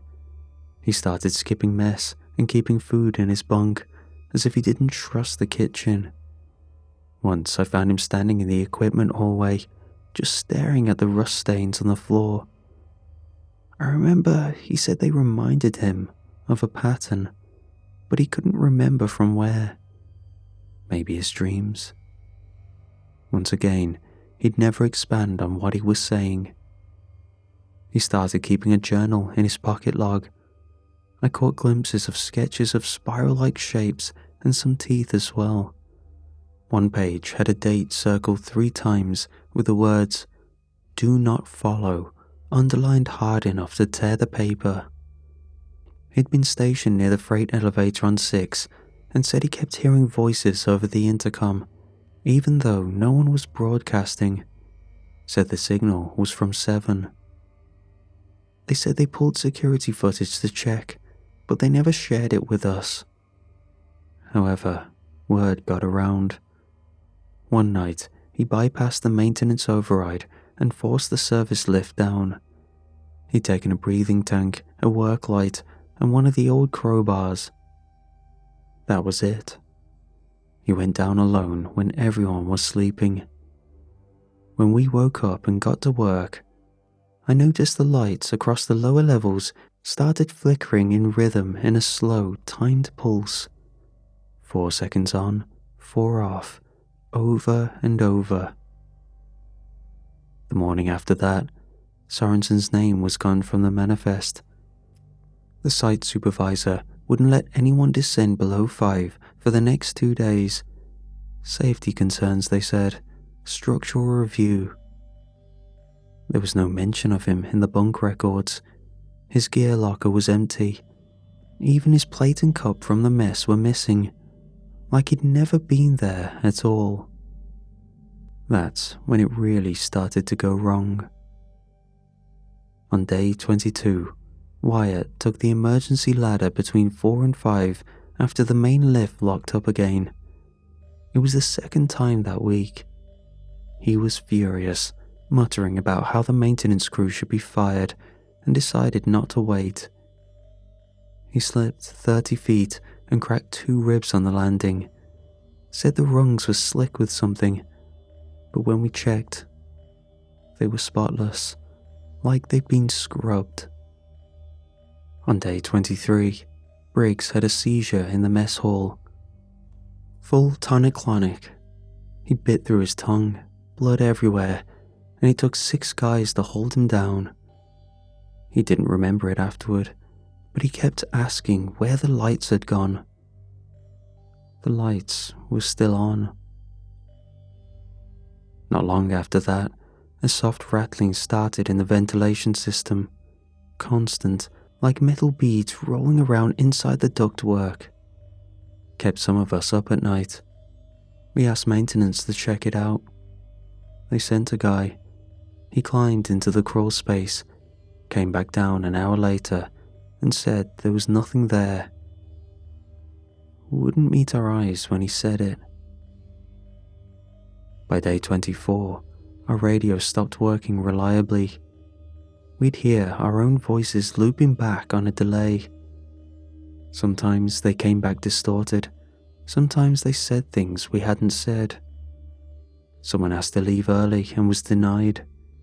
They said there wasn't transport scheduled until the next cycle, and breaking protocol would void its payment. He backed anyway, and disappeared during the night. Nobody saw him again. The rest of us stopped asking questions. I started seeing shadows move where they shouldn't. First in the elevator reflection, then the corners of the dorm showers. They always disappeared when I turned to look. And then there was the door to level 7. Every morning during safety check on 6, someone would swear the welds looked thinner, just a little, like heat stress had started to pull them apart from the inside. But none of us wanted to be the one to measure. We didn't want to get close enough to prove it. It happened on day 26, mid-shift. We were down on level 5, clearing out some half-collapsed support corridors, when the tremors started. It didn't seem unusual at first. The place groaned all the time. But then a chunk of ceiling came down and took out our primary lift and emergency ladder. 1 second, we were tagging a busted pipe. The next second, alarms were blaring and the whole tunnel was filled with dust and blinding us. We had 5 of us down there. Emergency protocol radioed to use the service access shaft by the old pump station. It went around the main shaft, but was deeper and looped down through old maintenance corridors before connecting back up above. The only working one left, which meant to go up, we had to go down first. That meant passing near 7. I remember standing at the base of the ladder and thinking how bad it had been for them to route us through that level despite the warnings. But the supervisors had radioed it, so we climbed. We hit level 6, out of breath and wired. Deke was coughing so hard I thought he'd pass out. Elson kept looking down at the shaft like he was paranoid. I couldn't help but think about my 3 remaining days, that after all of this, it would be worth it. Then we reached 7. The change was instant. The temperature spiked like we'd stepped into a sealed room with no ventilation. It clung to us, hot and humid like a sauna, but instead of wood, the air tasted of rot.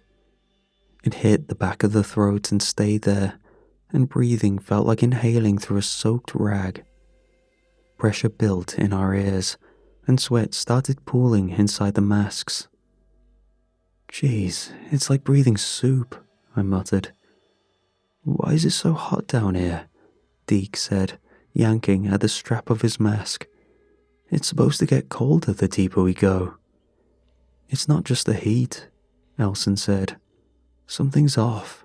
The air's thick." Then the lights behind us went individually, like someone was following and flipping a switch as they came.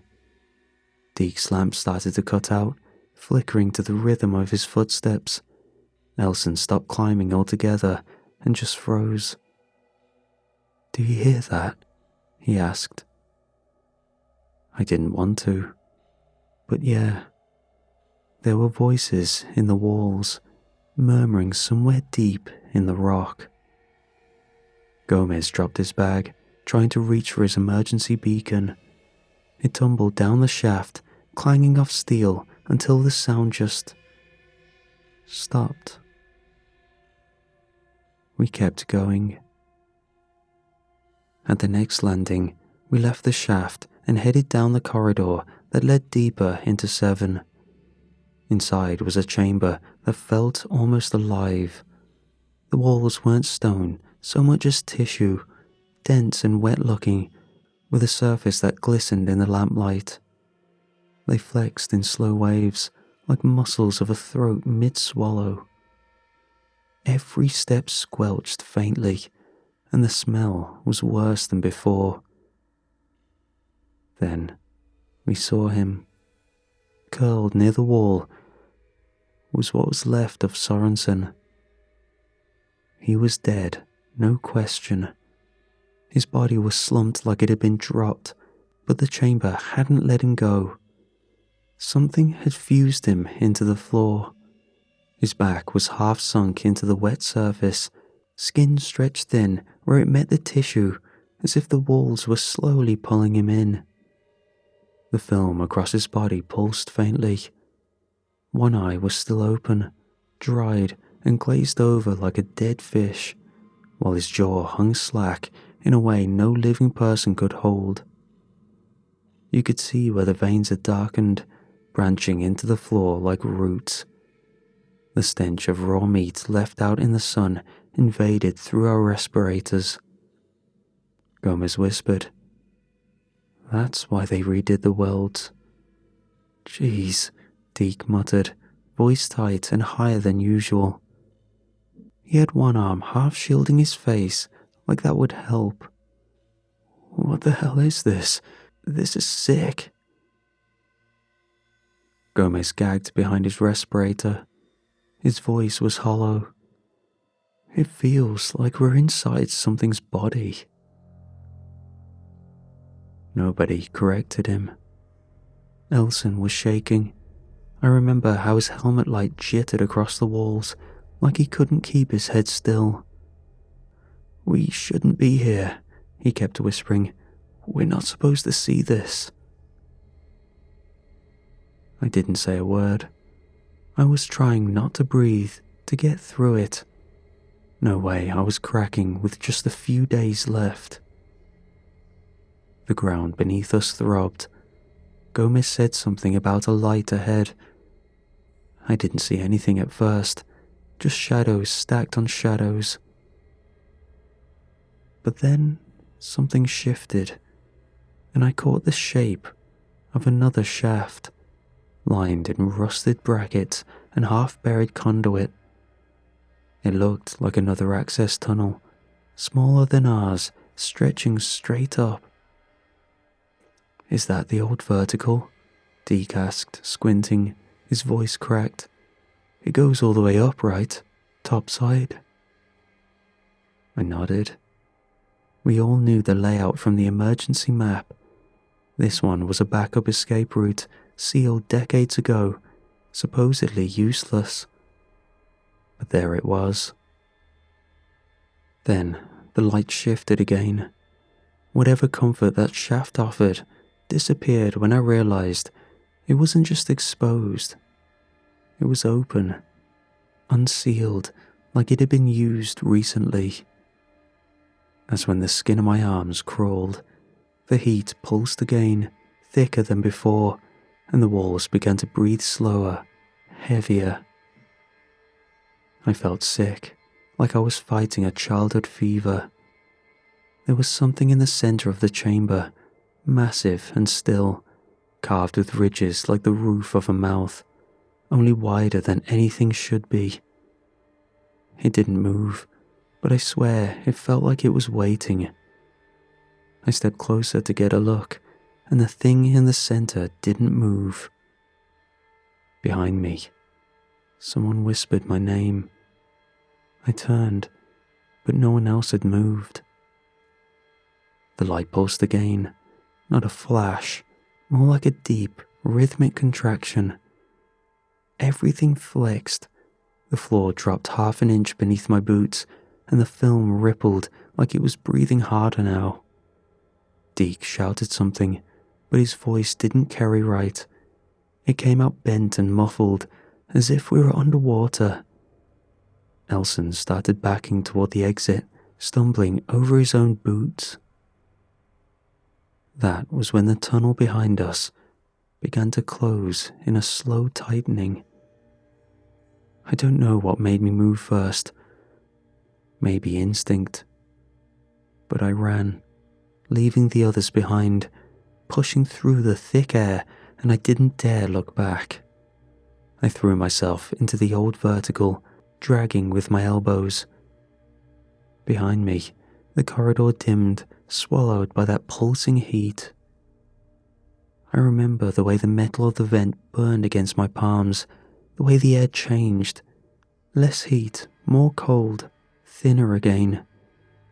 I kept crawling, didn't think, just crawled. When the tremors started again, I thought the whole shaft would give, but it didn't. I kept climbing, hand over hand, forcing myself up through the shaft. It wasn't built for this kind of escape, too narrow and extremely old. But I didn't care. I just needed to get above level 7. Eventually, the tunnel curved and connected to a collapsed service hall at the back end of level 6. I had to crawl over the rubble that had caved in earlier. My legs scraped against rebar and broken stone. Every movement felt harsh in my body. That's when everything tilted. I felt something shift in my head.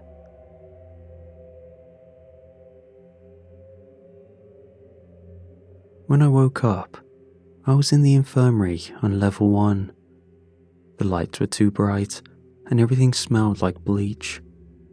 My throat was dry, and someone had shaved part of my scalp for electrodes. The medic didn't say much, just clipped a monitor to my finger and asked if I felt nauseous.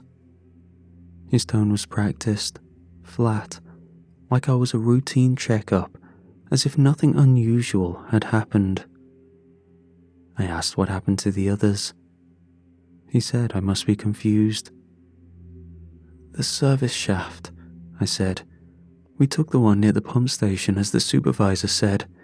That was the way out." The medic didn't even look up, just said, "There were no orders given over the radio. That channel's been dead for days." I didn't say anything after that, just let him finish what he was doing. But I couldn't stop thinking about it. The calm in the voice that told us which way to go, the exact timing of the tremors, and the fact that the radio hadn't crackled or cut out like the others. How stupid we were to just follow the commands without question. They said I'd been unconscious for 5 days, long enough that they'd already processed my dismissal. I went home like nothing had happened. I followed their itinerary, boarded the plane, and tried not to think about what I'd seen. I didn't remember going through the terminal. I barely remember the flight. Everything between the infirmary and my front door felt dull, like I was moving through underwater. The next day, the deposit hit, and I received double hazard pay, as if that squared the books. I haven't slept through the night since. The dreams are always the same.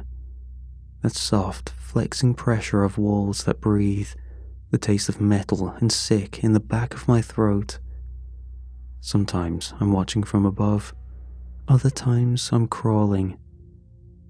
Since I returned, I've been waking up to find dirt under my fingernails, and I didn't know how it got there. Then mud on my slippers, and eventually there were calluses on my palms. It turns out I'm digging. Backyard mostly. Then it was the patch of dirt in the alley behind my apartment, and at one point I woke up in a drainage ditch, places I shouldn't have been. I don't remember walking out there, but I always wake up near a pit with raw and blooded hands and dirt packed tight under my nails. It was never the same hole. I called the guy who got me the job to ask him what the hell kind of thing he dragged me into and whether he was digging too. But his voice on the other end was flat, confused. He didn't sound tired or haunted like I was. "Oh, I never gave them your name," he said. "I meant to. I had your info pulled up and everything, but I got distracted and forgot. The job I was going to recommend was in Nevada. Warehouse gig, graveyard shift. But good pay. I swear. I never passed it on."